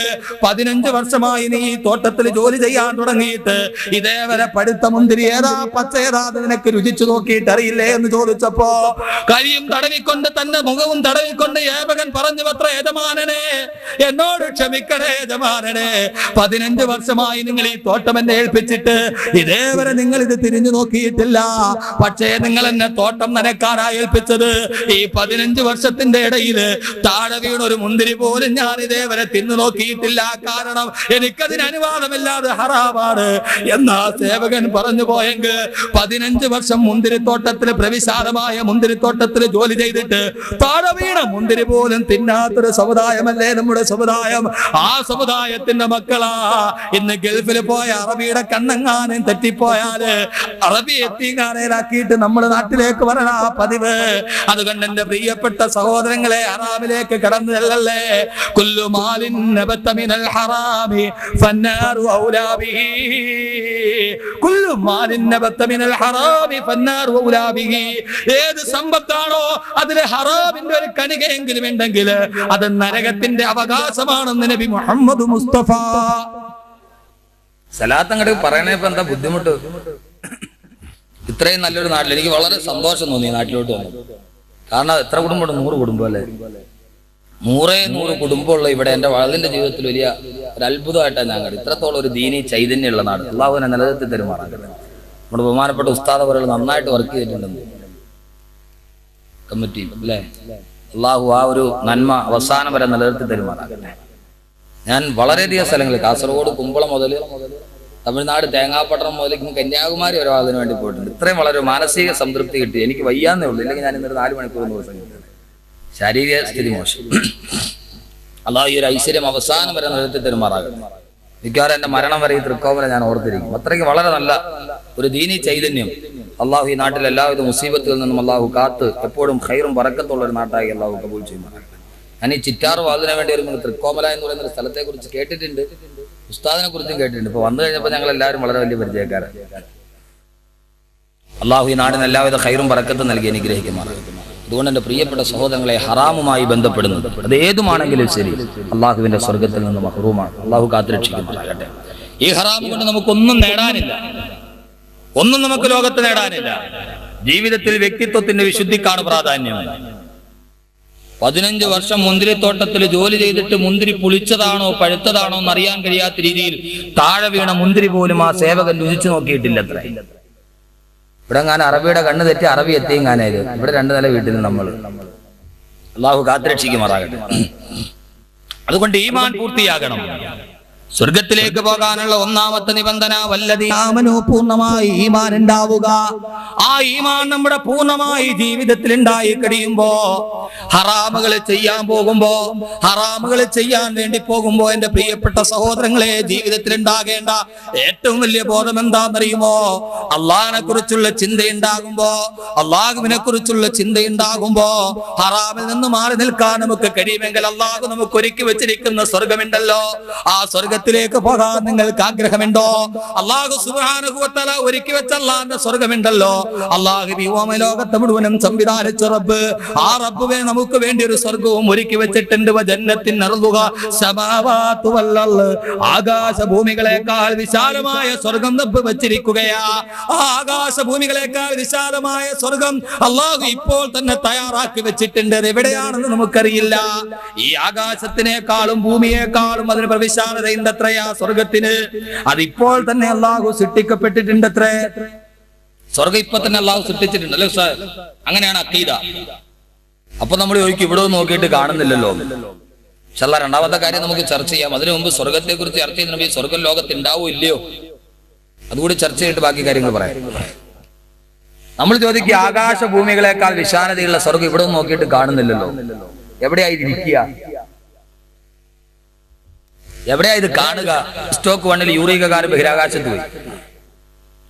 ആദ്യമായിട്ട് അന്നേ വരെ ഉമ്മമാരൊക്കെ ഈ കൊച്ചുങ്ങൾ കുഞ്ഞു പൊട്ടിക്കരയുമ്പോൾ അവരെയൊക്കെ ചോറ് കൊടുക്കാൻ വേണ്ടി ചൂണ്ടിക്കാണിച്ച അമ്പിളിമാമന്റെ അടുക്കിലേക്ക് യൂറികകാരൻ പോയി. ലോകത്തെ ആദ്യത്തെ ബഹിരാകാശ സഞ്ചാരി യൂറികകാരൻ ബഹിരാകാശത്ത് പോയിട്ട് തിരിച്ചു വന്നപ്പോ പത്രലേഖകർ ചോദിച്ചു, ബഹിരാകാശത്ത് എന്തുണ്ട് വിശേഷം? അപ്പൊ യൂറികകാരൻ പറഞ്ഞു അത്ര ഒരല്പ അഹങ്കാരത്തോടെ, ബഹിരാകാശ ലോകത്തിന്റെ മുക്കിലും മൂലയിലും ഞാൻ തിരക്കി നടന്നു, പക്ഷേ ഈ മുസ്ലിമീങ്ങൾ പറയണ അള്ളാനെ മാത്രം കണ്ടില്ല എന്നുണ്ട്, ബാക്കിയല്ലാണ്ട് എന്ന് പണ്ട് യൂറികകാരൻ പറഞ്ഞു പോയിട്ടുണ്ട്. അത് കേട്ട കേരളത്തിലെ മുത്തശ്ശി പത്രങ്ങൾ മുഴുവനും മുസ്ലിമീങ്ങൾ പറയുന്ന ദൈവം ഭൂമിയിലില്ല, ഏതായാലും ആകാശത്തിലില്ല എന്ന് വെണ്ടയ്ക്കാക്ഷരത്തിൽ അച്ചടിച്ചു. ഞാൻ ഈ പറഞ്ഞത് യൂറികകാരൻ ബഹിരാകാശ ലോകത്ത് പോയിട്ട് പറഞ്ഞു, ആകാശ ലോകത്തിന്റെ മുക്കിലും മൂലയിലും ഞാൻ ദൈവത്തെ നോക്കി നടന്നു, ദൈവത്തെ കണ്ടില്ല എന്ന്. എന്റെ പ്രിയപ്പെട്ട സഹോദരങ്ങളെ, പാത്ത് ഫൈൻഡറും സോജേർണലും കയറി ചൊവ്വയിലും വ്യാഴത്തിലും പോയി നോക്കിയാലും അള്ളാന്റെ സ്വർഗം കാണൂല. കാരണം എന്താണെന്നറിയുമോ? നമ്മുടെ എല്ലാവരുടെയും കണ്ണെത്തിയ ദൂരം വളരെ പരിമിതമാണ്. അതുകൊണ്ട് നമുക്ക് ആർക്കും മനസ്സിലാവൂല. അത് ഒരല്പനേരം നിങ്ങൾ ചിന്തിച്ചു നോക്കുക. ഞാനെന്ന് ചോദിച്ചോട്ടെ, യൂറികകാരൻ പോയി നോക്കിയ സ്ഥലം ഏതാണെന്നറിയുമോ? ബഹിരാകാശ ലോകം. ഈ ലോകത്തെ കുറിച്ച് നമുക്ക് എന്താ അറിയാവുക? ഈ പ്രപഞ്ചത്തെ കുറിച്ച് നമുക്ക് എന്താ അറിയാവുന്നത്? ഈ പ്രപഞ്ചത്തിൽ 10,000 കോടി ഗാലക്സികളുണ്ട്. ഓരോ ഗാലക്സിയിലും 10,000 കോടി മുതൽ 50,000 കോടി വരെ നക്ഷത്രമുണ്ട്. ഈ പ്രപഞ്ചത്തിലെ 10,000 കോടി ഗാലക്സികളുള്ള പ്രപഞ്ചത്തിലെ 10,000 കോടി ഗാലക്സിയിൽപ്പെട്ട ഒരേ ഒരു ഗാലക്സി, ദ മിൽക്കി വേ, ക്ഷീരപഥം എന്നൊരു ഗാലക്സി. ആ ഗാലക്സിയുടെ 20,000 കോടി നക്ഷത്രങ്ങളിൽപ്പെട്ട താരതമ്യേന ചെറിയ നക്ഷത്രമായ സൂര്യൻ, ആ സൂര്യനെ ചുറ്റി സഞ്ചരിക്കുന്ന 9 ഗ്രഹങ്ങളിൽപ്പെട്ട താരതമ്യേന ചെറിയൊരു ഗ്രഹം നമ്മുടെ ഭൂമി. ഇതാണ് ഭൂമിയുടെ മേൽവിലാസം. പ്രപഞ്ചത്തിലെ 20,000 കോടി ഗാലക്സിയിൽപ്പെട്ട ഒരേ ഒരു ഗാലക്സിയിലെ 20,000 കോടി നക്ഷത്രങ്ങളിൽപ്പെട്ട ഒരേ ഒരു നക്ഷത്രമായ സൂര്യനെ ചുറ്റി സഞ്ചരിക്കുന്ന 9 ഗ്രഹങ്ങളിൽപ്പെട്ട ഒരേ ഒരു ഗ്രഹമാണ് നമ്മുടെ ഭൂമി. ഈ ഭൂമിയെ കുറിച്ച് നമുക്ക് എന്തറിയാം? തൃക്കോമലക്കാരോട് ഞാൻ ചോദിക്കുക, ഈ ഭൂമിയെ കുറിച്ച് നമുക്ക് എന്തറിയാം? 66,66,10,000 ചതുരശ്ര കിലോമീറ്റർ ഉപരിതല വിസ്തീർണമുണ്ട് നമ്മുടെ ഭൂമിക്ക്. ഈ ഭൂമിയുടെ 100 ഒരു 10 മിനിറ്റ് ശ്രദ്ധിച്ചോളൂ. ഒരു ഭൂമിയുടെ നമ്മുടെ വിജ്ഞാനത്തിന്റെ പരിമിതി എന്ത് എന്ന് നമുക്കറിഞ്ഞാലേ അള്ളാഹുവിന്റെ സ്വർഗം നമുക്ക് മനസ്സിലാകൂ, അള്ളാഹുവിന്റെ സൃഷ്ടിപ്പ് നമുക്ക് മനസ്സിലാകൂ. ഈ ഭൂമി ലോകത്തിന് ഭൂമി മാത്രം എടുക്കുക, ഈ പ്രപഞ്ചത്തിലെ 10,000-കണക്കിന് ഗോളങ്ങളിൽപ്പെട്ട ഒരു ഗോളമാണ് നമ്മുടെ ഭൂമി. ആ ഭൂമി 66,66,10,000 ചതുരശ്ര കിലോമീറ്റർ ഉപരിതലമുണ്ട് നമ്മുടെ ഭൂമിക്ക്. ആ ഭൂമിയുടെ 175% ജലമാണ്, കടലാണ്. 16,52,50,000 ചതുരശ്ര കിലോമീറ്റർ നീളമുള്ള പസഫിക് മഹാസമുദ്രവും 7,28,80,000 ചതുരശ്ര കിലോമീറ്റർ നീണ്ടുകിടക്കുന്ന അറ്റ്ലാന്റിക് മഹാസമുദ്രവും 1,88,99,784 ചതുരശ്ര കിലോമീറ്റർ നീണ്ടുകിടക്കുന്ന നമ്മുടെ അറബിക്കടലുമൊക്കെ ഭൂമിയുടെ 175% ജലമാണ്. അവിടേക്ക് നാം കടന്നെത്തിയിട്ടില്ല. ബാക്കി വെറും 25% മാത്രമാ കരയുള്ളത്. ആ കരയുടെ 25% ഭൂരിഭാഗവും പീഠഭൂമികളും മരുഭൂമികളുമാ. അവിടെയും മനുഷ്യൻ ജനവാസമില്ല, മനുഷ്യന്റെ വാസമില്ല. ഈ ഭൂമിയുടെ വെറും 10% മാത്രമാണ് നമ്മുടെ ജനവാസമുള്ളത്. ആ 10% തന്നെ ഭൂമി തന്നെ 7 ഭൂഖണ്ഡങ്ങളാ. ആ ഭൂഖണ്ഡങ്ങളിൽപ്പെട്ട താരതമ്യേന വലിയൊരു ഭൂഖണ്ഡമാണ് നമ്മുടെ ഏഷ്യാ ഭൂഖണ്ഡം. ആ ഏഷ്യാ ഭൂഖണ്ഡത്തിന്റെ വലിയൊരു രാജ്യമാണ് നമ്മുടെ ഇന്ത്യ രാജ്യം. ആ ഇന്ത്യ രാജ്യത്തിലെ 28 സംസ്ഥാനങ്ങളിൽപ്പെട്ട ഒരേ ഒരു സംസ്ഥാനമാണ് നമ്മുടെ കേരളം. 38,863 ചതുരശ്ര കിലോമീറ്റർ ആ കേരളത്തിന്റെ ഉപരിതല വിസ്തീർണം. ആ കേരളത്തിലെ 14 ജില്ലകളിൽപ്പെട്ട ഒരേ ഒരു ജില്ലയാണ് നമ്മുടെ പത്തനംതിട്ട ജില്ല. ആ പത്തനംതിട്ട ജില്ലകളുടെ ഭൂരിഭാഗവും കാടുകളാ, മനുഷ്യൻ കടന്നു ചെന്നിട്ടില്ല. ആ പത്തനംതിട്ട ജില്ലയിലെ എത്രയോ പഞ്ചായത്തുപെട്ടൊരു പഞ്ചായത്തായി ഈ തൃക്കോവിലടങ്ങുന്ന പഞ്ചായത്ത്.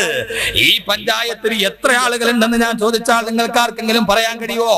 വേണ്ട. ഈ തൃക്കോമല നിൽക്കുന്ന ഈ വാർഡിൽ എത്ര ആളുകളുണ്ടെന്ന് ചോദിച്ചാൽ നിങ്ങൾക്ക് പറയാൻ കഴിയുമോ? ഒന്നും വേണ്ട. ഇവിടുത്തെ കാലാകാലങ്ങളായി തൃക്കോമല മുസ്ലിം ജമാഅത്തിന് താമസിക്കുന്ന നിങ്ങളോട് ഈ മുസ്ലിം ജമാഅത്തിന് 100 വീടുകളുടെ പൂർണ്ണമായ ബയോഡാറ്റ ചോദിച്ചാൽ പെട്ടെന്ന് നിങ്ങൾക്കത് പറയാൻ കഴിയുമോ? ഒന്നും വേണ്ട. നിങ്ങൾ എല്ലാവരും കാലിത വിട്ട് വെച്ചിരിക്കുന്ന ഈ ഭൂമി ഉണ്ടല്ലോ, ആ ഭൂമിയുടെ കാൽപാദത്തിന്റെ അടിയിൽ നിന്ന് ഒരു പിടി മണ്ണെടുത്ത് കയ്യിൽ വെച്ചിട്ട് ഈ മണ്ണിൽ എത്ര ധാതുലവണങ്ങൾ ഉണ്ടെന്ന് ചോദിച്ചാൽ എനിക്കോ നിങ്ങൾക്കോ പറയാൻ കഴിയുമോ? ഞാൻ പറഞ്ഞതിന്റെ അർത്ഥം എന്താണെന്നറിയുമോ? എന്റെയും നിങ്ങളുടെയും ഭൂമിയെ കുറിച്ചുള്ള വിജ്ഞാനം എന്ന് ചോദിച്ചാൽ നമ്മുടെ കാൽപാദത്തിന്റെ അടിയിൽ കിടക്കുന്ന ഒരു പിടി മണ്ണിനെ കുറിച്ച് പോലും നമുക്കറിയില്ല എങ്കിൽ ഞാനൊന്ന് ചോദിച്ചോട്ടെ, യുരീകാരൻ പറഞ്ഞ ബഹിരാകാശമേതാ? 10,000 കോടി ഗാലക്സി ഉണ്ട് ഈ പ്രപഞ്ചത്തില്. ആ പ്രപഞ്ചത്തിലെ സൂര്യൻ എന്ന് പറയുന്ന നക്ഷത്രമുണ്ടല്ലോ, ഈ ഭൂമിയിൽ നിന്ന് 14,95,97,906 കിലോമീറ്റർ മുകളിൽ നിൽക്കുന്ന സൂര്യനിലേക്ക് ഈ ഭൂമിയിൽ നിന്ന് ഒരു മണിക്കൂറിൽ 2,000 കിലോമീറ്റർ താണ്ടുന്ന, ഒരു മണിക്കൂറിൽ 2,000 കിലോമീറ്റർ സ്പീഡിൽ സഞ്ചരിക്കുന്ന ഒരു ഗ്രഹത്തിൽ ഉപഗ്രഹത്തിൽ കയറിയിട്ട് സൂര്യനിലെത്തണമെങ്കിൽ 50 വർഷം കഴിഞ്ഞിട്ടേ സൂര്യനിലെത്തിച്ചേരുകയുള്ളൂ. നാം ഇവിടെ നിന്ന് കാണുന്ന നമ്മുടെ സൂര്യനിലേക്ക് ഒരു മണിക്കൂറിൽ 2,000 കിലോമീറ്റർ സ്പീഡിൽ സഞ്ചരിച്ചാൽ 50 വർഷം കഴിഞ്ഞിട്ടാ സൂര്യനിലെത്തുക. ആ സൂര്യന്റെ തൊട്ടടുത്ത് യുറാനസ് എന്ന് പറയുന്ന നക്ഷത്രമുണ്ട്. ഈ ഭൂമിയിൽ നിന്ന് 20,000 കിലോമീറ്റർ ഒരു മണിക്കൂർ കൊണ്ട് സഞ്ചരിക്കുന്ന ഒരു റോക്കറ്റിൽ കയറിയിട്ട് യുറാനസിൽ പോകണമെങ്കിൽ 150 വർഷം കഴിഞ്ഞ് യുറാനസിലെത്തൂ. സൂര്യന്റെ തൊട്ടടുത്തുള്ള ഒരു നക്ഷത്രത്തിന്റെ കഥയായത്. അതായത് 1-ാമത്തെ വയസ്സിൽ ഇവിടെ നിന്ന് യാത്ര ചെയ്ത വഴിയിൽ വെച്ച് പെൻഷനും വാങ്ങിച്ചുകൊണ്ട് യുറാനസിലെത്താം. ആ യുറാനസിന്റെ തൊട്ടടുത്ത് ആൽഫ സെന്ററി എന്ന് പറയുന്ന ഒരു നക്ഷത്രമുണ്ട്. ആ നക്ഷത്രത്തിലേക്ക് നാളെ രാവിലെ ഒരു തൃക്കോമലക്കാരൻ ആൽഫ സെന്ററിയിലേക്ക് ഒരു മണിക്കൂറിൽ 10 ലക്ഷം കിലോമീറ്റർ ഒരു മണിക്കൂറിൽ സഞ്ചരിക്കുന്ന, അതായത് ഒരു മണിക്കൂർ കൊണ്ട് ഈ കേരളത്തിലെ 10,000 പ്രാവശ്യം ചുറ്റിവലയം ചെയ്യുന്ന അത്രത്തോളം സ്പീഡുള്ള ഒരു റോക്കറ്റിൽ കയറിയിട്ട് ആൽഫ സെന്ററിൽ പോയൊരു തൃക്കോമലക്കാരൻ ആൽഫ സെന്ററിൽ നിന്നുകൊണ്ട് ഞാൻ ഈ ആൽഫ സെന്ററിൽ എത്തിയിട്ടുണ്ട്, നിങ്ങൾ പേടിക്കണ്ട എന്ന് പറയാൻ വേണ്ടി ആൽഫ സെന്ററിൽ നിന്നിട്ട് ഹലോ എന്നെങ്ങാനും വിളിച്ചാൽ ആ ഹലോ എന്ന് പറയുന്ന ശബ്ദം 4 വർഷം കഴിഞ്ഞിട്ടേ ഈ ഭൂമിയിലെത്തുകയുള്ളൂ എങ്കിൽ ഇത് ശാസ്ത്രത്തിന്റെ കണക്കാ. നിങ്ങളോട് ഞാൻ പറയുക, ഈ സൂര്യനോട് ഭൂമിയോട് ഏറ്റവും തൊട്ടടുത്ത് കിടക്കുന്ന നക്ഷത്രത്തിൽ കയറി നിന്നിട്ട് അവിടെ നിന്ന് ഹലോ എന്നൊന്ന് വിളിച്ചാൽ 4 വർഷം കഴിഞ്ഞിട്ട് ആ ശബ്ദം ഈ ഭൂമിയിലെത്തുകയുള്ളൂ എങ്കിൽ എന്റെ പ്രിയപ്പെട്ട സഹോദരങ്ങളെ, ഇത്രത്തോളം വിശാലമാ പ്രപഞ്ചം, അനന്തമജ്ഞാതമവന്ദനീയം, ഈ ലോകഗോളം തിരിയുന്ന മാർഗം, അതിങ്കലങ്ങാണ്ടൊരിടത്തിരുന്ന് നോക്കുന്ന മർത്യൻ കഥയെന്ത് കണ്ടു. ഇത്രത്തോളം വിശാലമായ പ്രപഞ്ചമുണ്ടല്ലോ. ഇത്രയും വിശാലമായ പ്രപഞ്ചത്തിന്റെ ഏതോ ഒരു മൂലയിൽ അല്ലാഹു പറയുക, ആകാശഭൂമികളുടെ വലിപ്പമുള്ള ഒരു സ്വർഗമുണ്ടെന്ന് പറഞ്ഞാൽ ഇവിടെ നമ്മൾ കണ്ടിട്ടുണ്ടോ? ആൽഫ സെന്ററിൽ നമ്മൾ കണ്ടിട്ടുണ്ടോ? നിങ്ങൾക്കറിയുമോ ഈ പ്രപഞ്ചം നിലവിൽ വന്നിട്ട് 10,000 കോടി വർഷമായെന്ന ശാസ്ത്രത്തിന്റെ കണക്ക്. ഈ പ്രപഞ്ചം നിലവിൽ വന്ന അന്ന് മുതൽ ആകാശത്ത് നിന്ന് സഞ്ചരിക്കാൻ തുടങ്ങിയിട്ട് ഇതേവരെ ഭൂമിയിൽ എത്തിച്ചേരാത്ത നക്ഷത്ര തരംഗങ്ങളുണ്ട്, പ്രകാശരശ്മികളുണ്ട്. ഏത് പ്രകാശരശ്മികളാണെന്നറിയുമോ? ഒരു സെക്കൻഡ് കൊണ്ട് 2,99,792.5 കിലോമീറ്റർ ഒരു സെക്കൻഡ് കൊണ്ട് താണ്ടുന്ന പ്രകാശം 10,000 കോടി വർഷം സഞ്ചരിച്ചിട്ട് ഇതേ വരെ ഭൂമിയിൽ എത്തിയിട്ടില്ല എങ്കിൽ ഈ പ്രപഞ്ചത്തിന്റെ വിശാലത എന്താ നിങ്ങൾക്ക് ഊഹിക്കാൻ കഴിയുമോ? ഇത്രത്തോളം വലിയ പ്രപഞ്ചത്തിലല്ലേ റബ്ബ് സ്വർഗം ഒരുക്കി വെച്ചിരിക്കുക. ഏത് കോണിലാണ് നമുക്കറിയാം. ഇത്രത്തോളം സംവിധാനിച്ച റബ്ബിന് ഒരിക്കൽ കൂടി ഞാനൊന്ന് ചോദിച്ചോട്ടെ. നമ്മുടെ അടുത്തുള്ള ജില്ലയിൽ ടൗണല്ലേ പത്തനംതിട്ട ടൗണ്. ആ ടൗണിലേക്ക് ഇപ്പോ ശബരിമല സീസണാ, വാഹനങ്ങളിൽ ചീറിപ്പായുന്ന സമയമാ. വൈകുന്നേരം 4 മണിയാകുമ്പോ 10 മീറ്റർ മാത്രം നീളമുള്ള 4 ട്രാൻസ്പോർട്ട് ബസ് പത്തനംതിട്ട ടൗണിലെ 4 ഭാഗത്ത് നിന്നും കടന്നു വരുമ്പോ അതിനെ നിയന്ത്രിക്കുന്ന ഡ്രൈവർ എങ്ങാനും 1 സെക്കൻഡ് കണ്ണടച്ചു പോയാൽ 2 ട്രാൻസ്പോർട്ട് ബസ് പത്തനംതിട്ട ടൗണിൽ കൂട്ടിയിടിച്ച പിന്നെ ശബരിമലയ്ക്ക് പോകുന്ന മതവിശ്വാസികൾ റോട്ടിൽ കിടക്കും. ഗതാഗതം ബ്ലോക്കായി. പത്തനംതിട്ട ടൗണിന്റെ ഗതാഗതം സ്തംഭിച്ചു പോയി. എല്ലാവരും കാറിൽ കിടന്ന് വേർപ്പെടുക്കാനേ കഴിയുകയുള്ളൂ. ഇത് 8 മീറ്റർ മാത്രം നീളമുള്ള ബസ് സംവിധാനം ചെയ്യുന്ന, അതിനെ നിയന്ത്രിക്കുന്ന ഒരു മനുഷ്യൻ 1 സെക്കൻഡ് ഉറങ്ങിപ്പോയ ഒരു നഗരം മുഴുവനും ബ്ലോക്കായി പോകുമെങ്കിൽ ഞാനൊന്ന് ചോദിച്ചോട്ടെ, ഈ ഭൂമിയേക്കാൾ 3 ലക്ഷം ഇരട്ടി പിണ്ടവലിപ്പമുണ്ട് സൂര്യന്. ഈ ഭൂമിയേക്കാൾ 3 ലക്ഷം ഇരട്ടി പിണ്ടവലിപ്പമുള്ള സൂര്യൻ. ആ സൂര്യനെ ചുറ്റി സഞ്ചരിക്കുന്ന 9 ഗ്രഹങ്ങൾ. ആ ഗ്രഹങ്ങൾ സദാ ഇങ്ങനെ കറങ്ങിക്കൊണ്ടേയിരിക്കുകയാ. ഒരു മണിക്കൂറിൽ 2200 കിലോമീറ്റർ സ്പീഡിലാ സഞ്ചരിക്കുക. ഭൂമിയിൽ ഒരു ബസ് പോയാൽ ഏറ്റവും കൂടുതൽ 240 കിലോമീറ്റർ ഒരു മണിക്കൂറിൽ. അതല്ലെങ്കിൽ അതിനപ്പുറത്തേക്ക് ഫോർഡിന്റെ കാർ പോലും പോവാറില്ല. ഈ സൂര്യനെ ചുറ്റി സഞ്ചരിക്കുന്ന ഗ്രഹങ്ങൾ ഒരു മണിക്കൂറിൽ 2200 കിലോമീറ്റർ സ്പീഡിൽ സഞ്ചരിക്കുന്ന ഗ്രഹങ്ങളുണ്ട്. ഈ ഭൂമി സൂര്യനെ ചുറ്റുന്നുണ്ട്, ഈ സൂര്യൻ ഭൂമിയെയും ചുറ്റുന്നുണ്ട്. ഇത് കാലാകാലങ്ങളായി നടന്നു വരികയാ. പക്ഷേ ഇന്നേ വരെ സൂര്യൻ പോയി ചന്ദ്രനിൽ മുട്ടിയിട്ടില്ല, ചന്ദ്രൻ പോയി സൂര്യനിൽ തട്ടിയിട്ടില്ല. ആരാണ് ഇതിനെ സംവിധാനിക്കുന്നത്? ലശംസിയം ബഗീലഹ തുദ്രിക്കൽ ഖമറ വലല്ലൈലു സാബിഖുൻ നഹാർ വകുല്ലും ബി ഫലകിൻ യസ്ബഹൂൻ. അല്ലാഹു പറയുകയാണ്, ലശംസിയം ബഗീലഹ തുദ്രിക്കൽ ഖമറ. സൂര്യൻ പോയി ചന്ദ്രനിൽ മുട്ടൂല, ചന്ദ്രൻ പോയി സൂര്യനിൽ മുട്ടൂല. വലല്ലൈലു സാബിഖുൻ നഹാർ. രാവ് വരേണ്ട സമയത്ത് പകല് വരൂല, പകല് വരേണ്ട സമയത്ത് രാത്രിയും വരൂല. ഇത് തട്ടാതെ മുട്ടാതെ സൂക്ഷിക്കുന്നതാരാ? ഇക്കന്റെ വിശാലമാം വിണ്ടല മുറ്റത്തിങ്കൾ ഗോള നക്ഷത്രങ്ങളെ അമ്മാനമാടിടും. ഒന്നിനോടൊന്നൊന്ന് തട്ടാതെ തട്ടിയും മുട്ടാതെ മുട്ടിയും നിത്യമുരുട്ടിടും പ്രപഞ്ച ശില്പി. ഇതിനെയെല്ലാം സംവിധാനിക്കുന്ന റബ്ബുണ്ടല്ലോ. ലാ ഹൗല വലാ ഖുവത ഇല്ലാ ബില്ലാഹ്. അവനാ നമ്മുടെ റബ്ബെങ്കില്. ഇത്രത്തോളം പ്രവിശാലമായി ഈ സൂര്യ ഭൂമി ലോകത്തെ സംവിധാനിച്ച, ഈ പ്രപഞ്ചത്തെ സംവിധാനിച്ച റബ്ബിന് ഒരു സ്വർഗം സംവിധാനിക്കാൻ കഴിവില്ലെന്ന് ബുദ്ധിയുള്ളവരാരെങ്കിലും പറയുമോ? അതുകൊണ്ട് അല്ലാഹു പറയുകയാ, വസാരിഉ. എല്ലാവരും പറഞ്ഞോട്ടെ, കുഴപ്പമില്ല. ബുദ്ധിയുള്ള സമൂഹമേ ഓടിവാ, ഓടിവാ. എന്റെ ശബ്ദം ശ്രവിക്കുന്ന സഹോദര സമുദായത്തോടും കൂടിയാ ഞാൻ പറയുക. വസാരിഉ ഇലാ മഗ്ഫിറത്തിൻ മിർ റബ്ബിക്കും വജന്ന. അല്ലാഹുവിന്റെ സ്വർഗ്ഗത്തിലേക്ക് ഓടിവാ. ഇത്രത്തോളം വിശാലമായ പ്രപഞ്ചത്തെ സംവിധാനിക്കാൻ കഴിവുള്ള റബ്ബിന് ചോദിക്കോട്ടെ, ഏത് മനുഷ്യ ദൈവങ്ങളായി ഇതിനെ സംവിധാനിച്ചത്? ഈ ഗോളങ്ങളെ സംവിധാനിച്ചതാരാ? കറക്റ്റ് രാവിലെ സമയമാകുമ്പോ പതിവ് പോലെ സൂര്യനെ കിഴക്കിന്റെ ചക്രവാളത്തിൽ ഉദിപ്പിക്കുന്നതാരാ? സമയമാകുമ്പോ പടിഞ്ഞാറിന്റെ നവസ്തരിയിൽ അസ്തമിപ്പിക്കുന്നതാരാ? ഈ ചന്ദ്രന് കുളിർനിലാവ് പണിയുന്ന ചന്ദ്രനെ ഇവിടെ സൃഷ്ടിച്ചതാരാ? ഏത് മനുഷ്യ ദൈവത്തിനാ ഇത് കഴിയുക? ഇല്ലില്ല, കഴിയില്ല, കഴിയില്ല. ഇത് ഈ പ്രപഞ്ചത്തിന്റെ സംവിധായകനായ, ഇതിന്റെ രൂപകൽപ്പകനായ, സർവരഹസ്യ പരസ്യങ്ങൾ അറിയുന്ന, സർവനിശ്ചേഷ്ടകളും ചേഷ്ടകളും അറിയുന്ന, സർവതിന്റെയും ഉടമസ്ഥനായ സർവാധിപതിയെ, സർവേശ്വരനെ, സർവലോക സിദ്ധിതാവേ, ലാ ഹൗല വലാ ഖുവത ഇല്ലാ ഈ റബ്ബ പറയുക, ഇത്രത്തോളം വലിയ പ്രപഞ്ചത്തെ സൃഷ്ടിക്കാൻ കഴിവുണ്ടെങ്കിൽ നിങ്ങളെയും എന്നെയും ഉൾക്കൊള്ളാൻ കഴിയുന്ന ഒരു സ്വർഗവും റബ്ബിപ്പടെ സൃഷ്ടിച്ചിട്ടുണ്ടെങ്കിൽ അത് യൂറികകാരൻ പോയ ബഹിരാകാശത്തല്ല, പാത്ത് ഫൈൻഡർ പോയി മുട്ടിയ ചൊവ്വയിലല്ല, സോജനർ പോയ വ്യാഴത്തിലുമല്ല. അതിന്റെയും അപ്പുറത്തിന്റെയും അപ്പുറത്തേക്ക് പ്രകാശരശ്മികൾ പോലും കടന്നു പോകാത്ത ബർമുഡ ട്രയാങ്കിൾ പോലെ കടന്നു പോകുന്ന വിമാനങ്ങൾ പോലും നോക്കി നിൽക്കെ പ്രത്യക്ഷമായി പോകുന്ന നിഗൂഢതകളുടെ രഹസ്യങ്ങൾ വാനലോകത്തൊളിപ്പിച്ചു വെച്ച രഹസ്യ പരസ്യത്തിന്റെ ദിവാവിധാതാവായ തമ്പുരാനെ ആ റബ്ബാണ് പറയുക,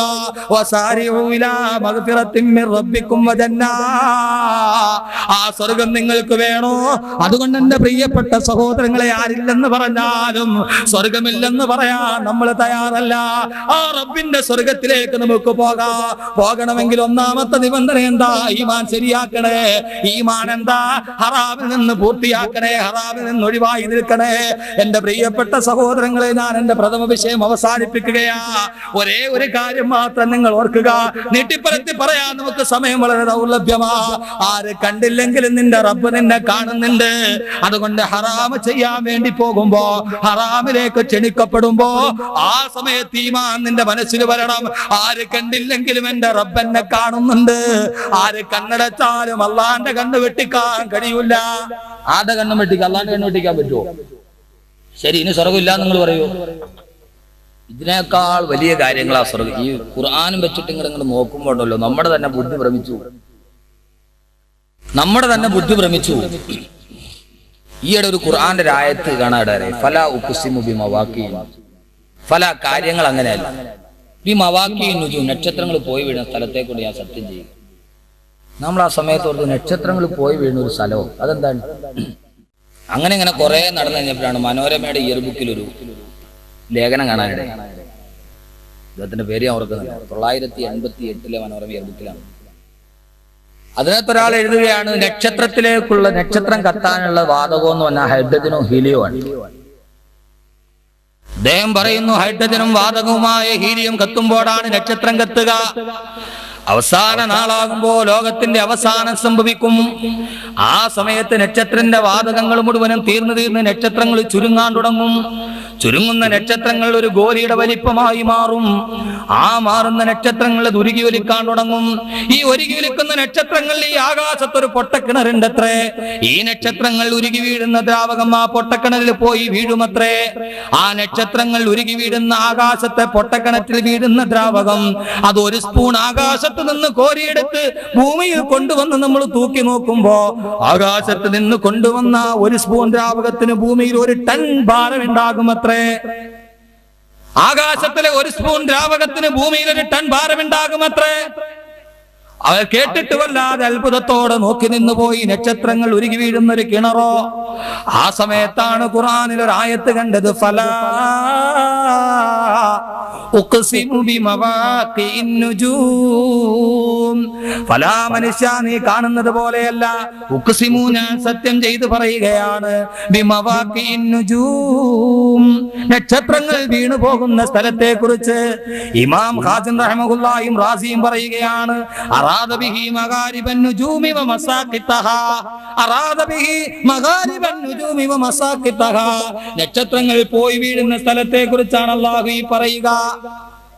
വല്ലാത്തൊരു സത്യമായി ഇത് തെളിഞ്ഞു നിൽക്കുകയാണ് ഖുർആൻ, പ്രപഞ്ചത്തിന്റെ ആമുഖ പുസ്തകം. ആകാശത്ത് നക്ഷത്രങ്ങൾ ഉരുകി വീഴും, അതൊരു കിണറ്റിൽ പോയി വീഴും. അത് 1 സ്പൂൺ തൂക്കിയെടുത്ത് പൊക്കിക്കൊണ്ട് വന്നിട്ട് ഇവിടെ വന്ന് തൂക്കിയാക്കി 1 ടൺ ഉണ്ടാവും. അത്ഭുതം അല്ലേ? കേട്ടാ വിശ്വസിക്കാൻ പറ്റൂല. അള്ളാഹു പറയാണ്, ഫല, സത്യം, ഉഖ്സിമു, ഞാൻ സത്യം ചെയ്ത് പറയുകയാണ്. സാധാരണ നമ്മൾ സത്യം ചെയ്യുന്ന എന്തിനാണ്? ഭർത്താവിനൊരു കാര്യം പറയും, ഭാര്യയുടെ കാര്യം പറയും, വിശ്വസിക്കല്ല ഭർത്താവ്. ഭാര്യ ഒരു അള്ളാണ് 30 മുസാബാണ് സത്യം എന്ന് പറയും. ആകെ ഒരു മുസാബേ ഉള്ളൂ. അള്ളാണ് 30 മുസാബാണ് സത്യം എന്ന് പറയും എന്ന് പറയുന്ന മാതിരി അള്ളാഹു പറയുകയാണ്. അങ്ങനെ 30 മുസാബ് കൊണ്ട് സത്യമൊന്നുമില്ല കേട്ടോ. ആകെ ഇസ്ലാമുള്ള ഒരു സത്യം വല്ലാഹി എന്നാണ്. അത് അത്യാവശ്യത്തിന് വേണ്ടി അത്ര തെറ്റാണ് കഫാറത്ത് കൊടുക്കണം. നമ്മുടെ സഹോദരിമാര് പലപ്പോഴും സത്യം, 30 മുസാബാണ് സത്യം, മക്കത്തെ പള്ളിയാണ് സത്യം, തൃക്കോമല പള്ളിയുടെ നൃത്തക്കുറ്റിയാണ് സത്യം. അള്ളാഹു പറയുകയാണ്, ഉഖ്സിമു, ഞാൻ സത്യം ചെയ്യുന്നു പറയുന്നു, ബിമവാഖിഇൻ നുജൂം, നക്ഷത്രങ്ങൾ വീഴുന്ന സ്ഥലത്തേക്ക്. ഇതൊക്കെ കുറിച്ച് പറയുമ്പോൾ ഇനി അള്ളാഹു സ്വർഗം ഒരിടത്ത് ഉണ്ടാക്കി വെച്ചില്ല എന്ന് നമുക്ക് പറയാൻ പറ്റുമോ? അതുകൊണ്ട് എന്റെ പ്രിയപ്പെട്ട സഹോദരങ്ങളെ, സ്വർഗം ലോകത്തുണ്ട്. ഈ ലോകത്തിനൊരു അവസാനമുണ്ട്. ലോകാവസാനത്തെ കുറിച്ച് ഖുർആൻ പറയുന്നത്, ഇതെല്ലാം പറയാൻ നമുക്ക് സമയമില്ല. ഏതായാലും പോകട്ടെ, അള്ളാന്റെ സ്വർഗം വേണോ? ചെയ്യേണ്ട ഒരു കാര്യം എന്താണെന്നറിയോ? ഏറ്റവും കുറഞ്ഞ നിങ്ങൾ അള്ളാന്റെ സ്വർഗത്തിലേക്ക് പോകാൻ ഈമാൻ ശരിയാക്കുക. ഈമാൻ പല കാര്യങ്ങളുണ്ട്, അതും പറയാൻ നമുക്ക് സമയമില്ല. ഏറ്റവും കുറഞ്ഞ നിങ്ങൾ എന്ത് വിചാരിക്കുക? ഒരു കാര്യം ചെയ്യുന്നതിന് മുമ്പ്, ഈമാന്റെ ഏറ്റവും താഴ്ന്ന പടിയാണ്. ഒരു കാര്യം ചെയ്യുന്നതിന് മുമ്പ് ഓർക്ക്, അള്ളാഹുവേ, ഞാൻ ഇത് ചെയ്യുന്ന ആരും കണ്ടില്ലെങ്കിൽ എന്റെ റബ്ബ് എന്നെ കാണുന്നുണ്ടാണ്. ആരുടെയും കണ്ണു വെട്ടിക്കുക? അള്ളാന്റെ കണ്ണു വെട്ടിക്കാൻ പറ്റും. ഈമാനിന്റെ ഏറ്റവും താഴ്ന്ന പടി, ഏത് കാര്യം ചെയ്യുമ്പോഴും ആരുടെ കണ്ണു വെട്ടിച്ചാലും എന്റെ റബ്ബ് എന്നെ കാണുന്നുണ്ട് എന്ന് വിചാരിക്കുക. എന്റെ റബ്ബ് എന്നെ കാണുന്നുണ്ട്. ആരുടെ കണ്ണു വെട്ടിച്ചാലും അള്ളാന്റെ കണ്ണു വെട്ടിക്കാൻ പറ്റുമോ? ആരുടെ കണ്ണും വെട്ടിക്കാം, അള്ളാന്റെ കണ്ണു വെട്ടിക്കാൻ പറ്റുമോ? സുന്ദരിയായൊരു പെണ്ണുണ്ടായിരുന്നത്രേ. എന്റെ പ്രിയപ്പെട്ട സഹോദരിമാരോടാ ഞാൻ പറയുക, ഹറാമിലേക്ക് വിളിക്കപ്പെടുമ്പോ സുന്ദരിയായ ഒരു പെണ്ണുണ്ടായിരുന്നത്രേ. ആ പെണ്ണൊരു ചെറുപ്പക്കാരന്റെ കയ്യിൽ നിന്നൊരൽപ്പം പൈസ കടം വാങ്ങിയത്രേ. സമയമായപ്പോൾ തിരിച്ചു കൊടുക്കാൻ കഴിഞ്ഞില്ല. കശ്മലനായ ചെറുപ്പക്കാരൻ പെണ്ണിന്റെ ശരീരത്തിന് വില പറഞ്ഞു. ഒരു പാതിരാത്രിയിൽ ആ പെണ്ണിന്റെ വീട്ടിലേക്ക് കടന്നു ചെന്ന ചെറുപ്പക്കാരൻ ആ പെണ്ണിന്റെ പ്രൈവറ്റ് റൂമിലേക്ക് കയറിയിട്ട് അയാൾ വാതിലുകളെല്ലാം കുറ്റിയിടാൻ തുടങ്ങി. എല്ലാ ജനാലകളും അയാൾ തഴുതിട്ടു, എല്ലാ വാതിലുകളും അയാൾ കുറ്റിയിട്ടു, എല്ലാ പഴുതുകളും ഒരു പ്രകാശം പോലും കടന്നു വരാത്ത രീതിയിൽ അടയ്ക്കുകയാ. ആ സമയത്ത് നിസ്സഹായായ പെണ്ണ് കാൽമുട്ടുകൾക്കിടയിലേക്ക് തന്റെ മുഖം പൂറ്റി വെച്ച് പൊട്ടിക്കരയുകയാ. ആ ചെറുപ്പക്കാരൻ ചോദിച്ചു, പത്രമണ്ടി പെണ്ണെ, എന്തിനാ കരയുന്നത്? ഈ പാതിരാത്രിയിൽ ഞാനും നീയും ഇവിടെ ഒരുമിച്ച് കൂടുമ്പോ എന്നെയും നിന്നെയും ഇവിടെ ആരും കണ്ടിട്ടില്ല പെണ്ണെ. ഈ രഹസ്യ സമാഗമം മറ്റാരും അറിയില്ല പെണ്ണെ. ഈ രാത്രിയിൽ ഞാൻ കടന്നു വരുന്നത് മറ്റാരും കണ്ടിട്ടില്ല. പിന്നെ എന്തിനാ നീ കരയുന്നത്? എല്ലാ വാതിലുകളും ഞാൻ കുറ്റിയിട്ടു, എല്ലാ ജനാലകളും ഞാൻ തഴുതിട്ടു, ഒരു പ്രകാശം പോലും കടന്നു വരാത്ത രീതിയിൽ ഞാൻ എല്ലാ പഴുതുകളും തഴുതിട്ടു എന്ന് പറയുമ്പോ ആ സമയത്ത് പിന്നെ എന്തിനാ കരയുന്നതെന്ന് ചോദിക്കുമ്പോ ആ പെൺകുട്ടി പറഞ്ഞത് പറയുകയാണ്. ആ പെൺകുട്ടി പറഞ്ഞു, ചെറുപ്പക്കാരാ നീ പറഞ്ഞത് ശരിയാ. കഹിനെ ലഗി ഹേ മേം സബ് ദർവാസ ബന്ദ് കർ ഡാലാ ലേകിൻ ബന്ദ് ന ഹോ ഗയി ഇഖ്ദർ ഖുദാ വാലാ. ആ പെണ്ണ് പറയാണ് ചെറുപ്പക്കാരനോട്, ചെറുപ്പക്കാരാ, കഹിനെ ലഗി ഹേ മേം സബ് ദർവാസ ബന്ദ് കർ ഡാലാ ലേകിൻ ബന്ദ് ന ഹോ ഗയി ഇഖ്ദർ ഖുദാ വാലാ. ഏ ചെറുപ്പക്കാരാ നീ പറഞ്ഞത് ശരിയാ. എല്ലാ വാതിലുകളും നീ കുറ്റിയിട്ടു, എല്ലാ ജനാലകളും നീ തഴുതിട്ടു, ഒരു പ്രകാശം പോലും കടന്നു വരാത്ത രീതിയിൽ എല്ലാ പഴുതുകളും നീ അടച്ചു. പക്ഷേ പഴുതുകൾക്കിടയിലൂടെ പഴുതുകൾ കണ്ടെത്തുന്ന നിന്റെ രക്ഷിതാവിന്റെ വാതിലടക്കാൻ, അർദ്ധരാത്രിയുടെ ഗർഭപാത്രത്തിൽ നിന്ന് സൂര്യനെ ഉദിപ്പിക്കാൻ കഴിവുള്ള നിന്റെ റബ്ബിന്റെ കണ്ണിന് മറയിടാൻ നിനക്ക് കഴിഞ്ഞിട്ടില്ലെന്നാ പെണ്ണ് പറഞ്ഞതുപോലെ എന്റെ പ്രിയപ്പെട്ട പൊന്നുപെങ്ങളെ, ഹറാമിലേക്ക് ക്ഷണിക്കപ്പെടുമ്പോ ആരുടെ കണ്ണടച്ചാലും അള്ളാന്റെ കണ്ണടയൂല, ആരുറങ്ങിയാലും നിന്റെ റബ്ബുറങ്ങൂല. അവൻ ഉറക്കമില്ല, അവൻ ആലസ്യമില്ല, അവന് തളർച്ചയില്ല, അവന് വിളർച്ചയില്ല. സർവ്വതും അറിയുന്നവനാണ് അവൻ, സർവ്വതും കേൾക്കുന്നവനാണവൻ. അവന്റെ കണ്ണു വെട്ടിക്കാൻ നിനക്ക് കഴിയുമോ? എന്റെ പ്രിയപ്പെട്ട മുസ്ലിം ചെറുപ്പക്കാരാ, സുന്ദരിയും സുശീലയും സുമുഖിയുമായ ഒരു പെണ്ണ് നിന്നെ വിളിക്കുമ്പോ ആ പെണ്ണിന്റെ മുന്നിൽ ചെന്നിട്ട്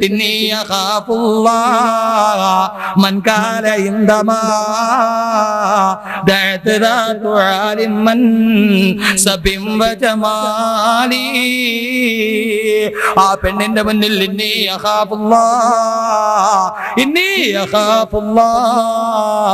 എനിക്കെന്റെ റബ്ബിനെ പേടിയാണെന്ന് പറയാ. നിന്റെ സ്വർഗം അല്ലാന്റെ സ്വർഗം നിനക്ക് വേണോ?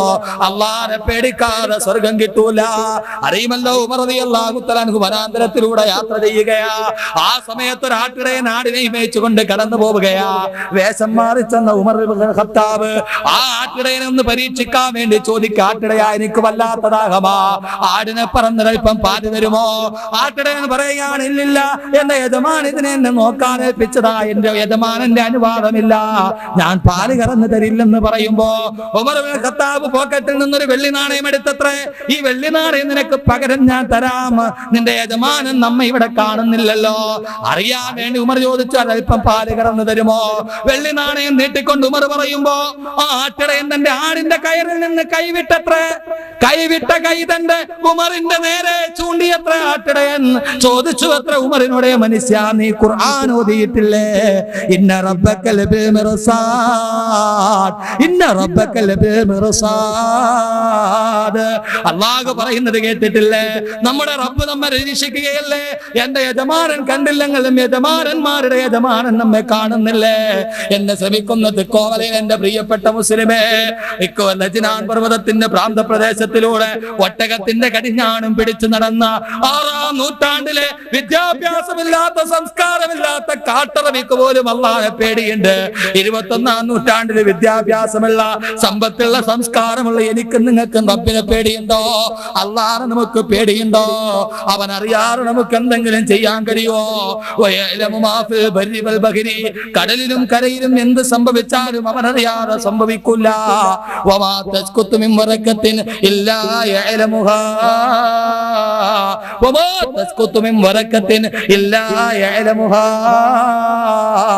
ഈ കാണുന്ന വടവൃക്ഷങ്ങളുണ്ടല്ലോ, ഈ പാതിരാത്രി 10 മണിക്ക് നാം ഇവിടെ നിൽക്കുമ്പോ ഈ പൊന്തമ്പുഴ വനാന്തരത്തിന്റെ ഉള്ളിൽ ഉയർന്നു നിൽക്കുന്ന ഏതെങ്കിലും ഒരു വൃക്ഷത്തിൽ നിന്ന് ഈ സമയത്തൊരു കരിയില താഴോട്ട് വീണാൽ ഇല്ലാ യഅലമുഹാ, അത് നിന്റെ റബ്ബറിയാതെ താഴെ വീഴൂല. കുട്ടനാടൻ പുഞ്ച നെൽപ്പാടങ്ങളിൽ ഈ പാതിരാത്രിക്ക് ഒരു ധാന്യമണി താഴോട്ട് വീണാൽ ഇല്ലാ യഅലമുഹാ, അത് നിന്റെ റബ്ബറിയാതെ താഴോട്ട് വീഴൂ. അതുകൊണ്ട് റബ്ബിനെ വെട്ടിച്ചൊന്നും ചെയ്യാൻ കഴിയൂല.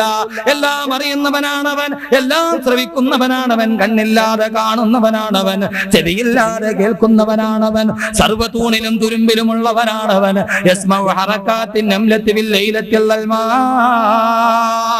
അന്ധകാര നിബിഡമായ വനാന്തരത്തിലൂടെ കരിമ്പാറക്കെട്ടിന്റെ ഉള്ളിലൂടെ നടന്നു പോകുന്ന ഉറുമ്പിന്റെ പാദപതന ശബ്ദം പോലും അറിയുന്നവനാണവൻ.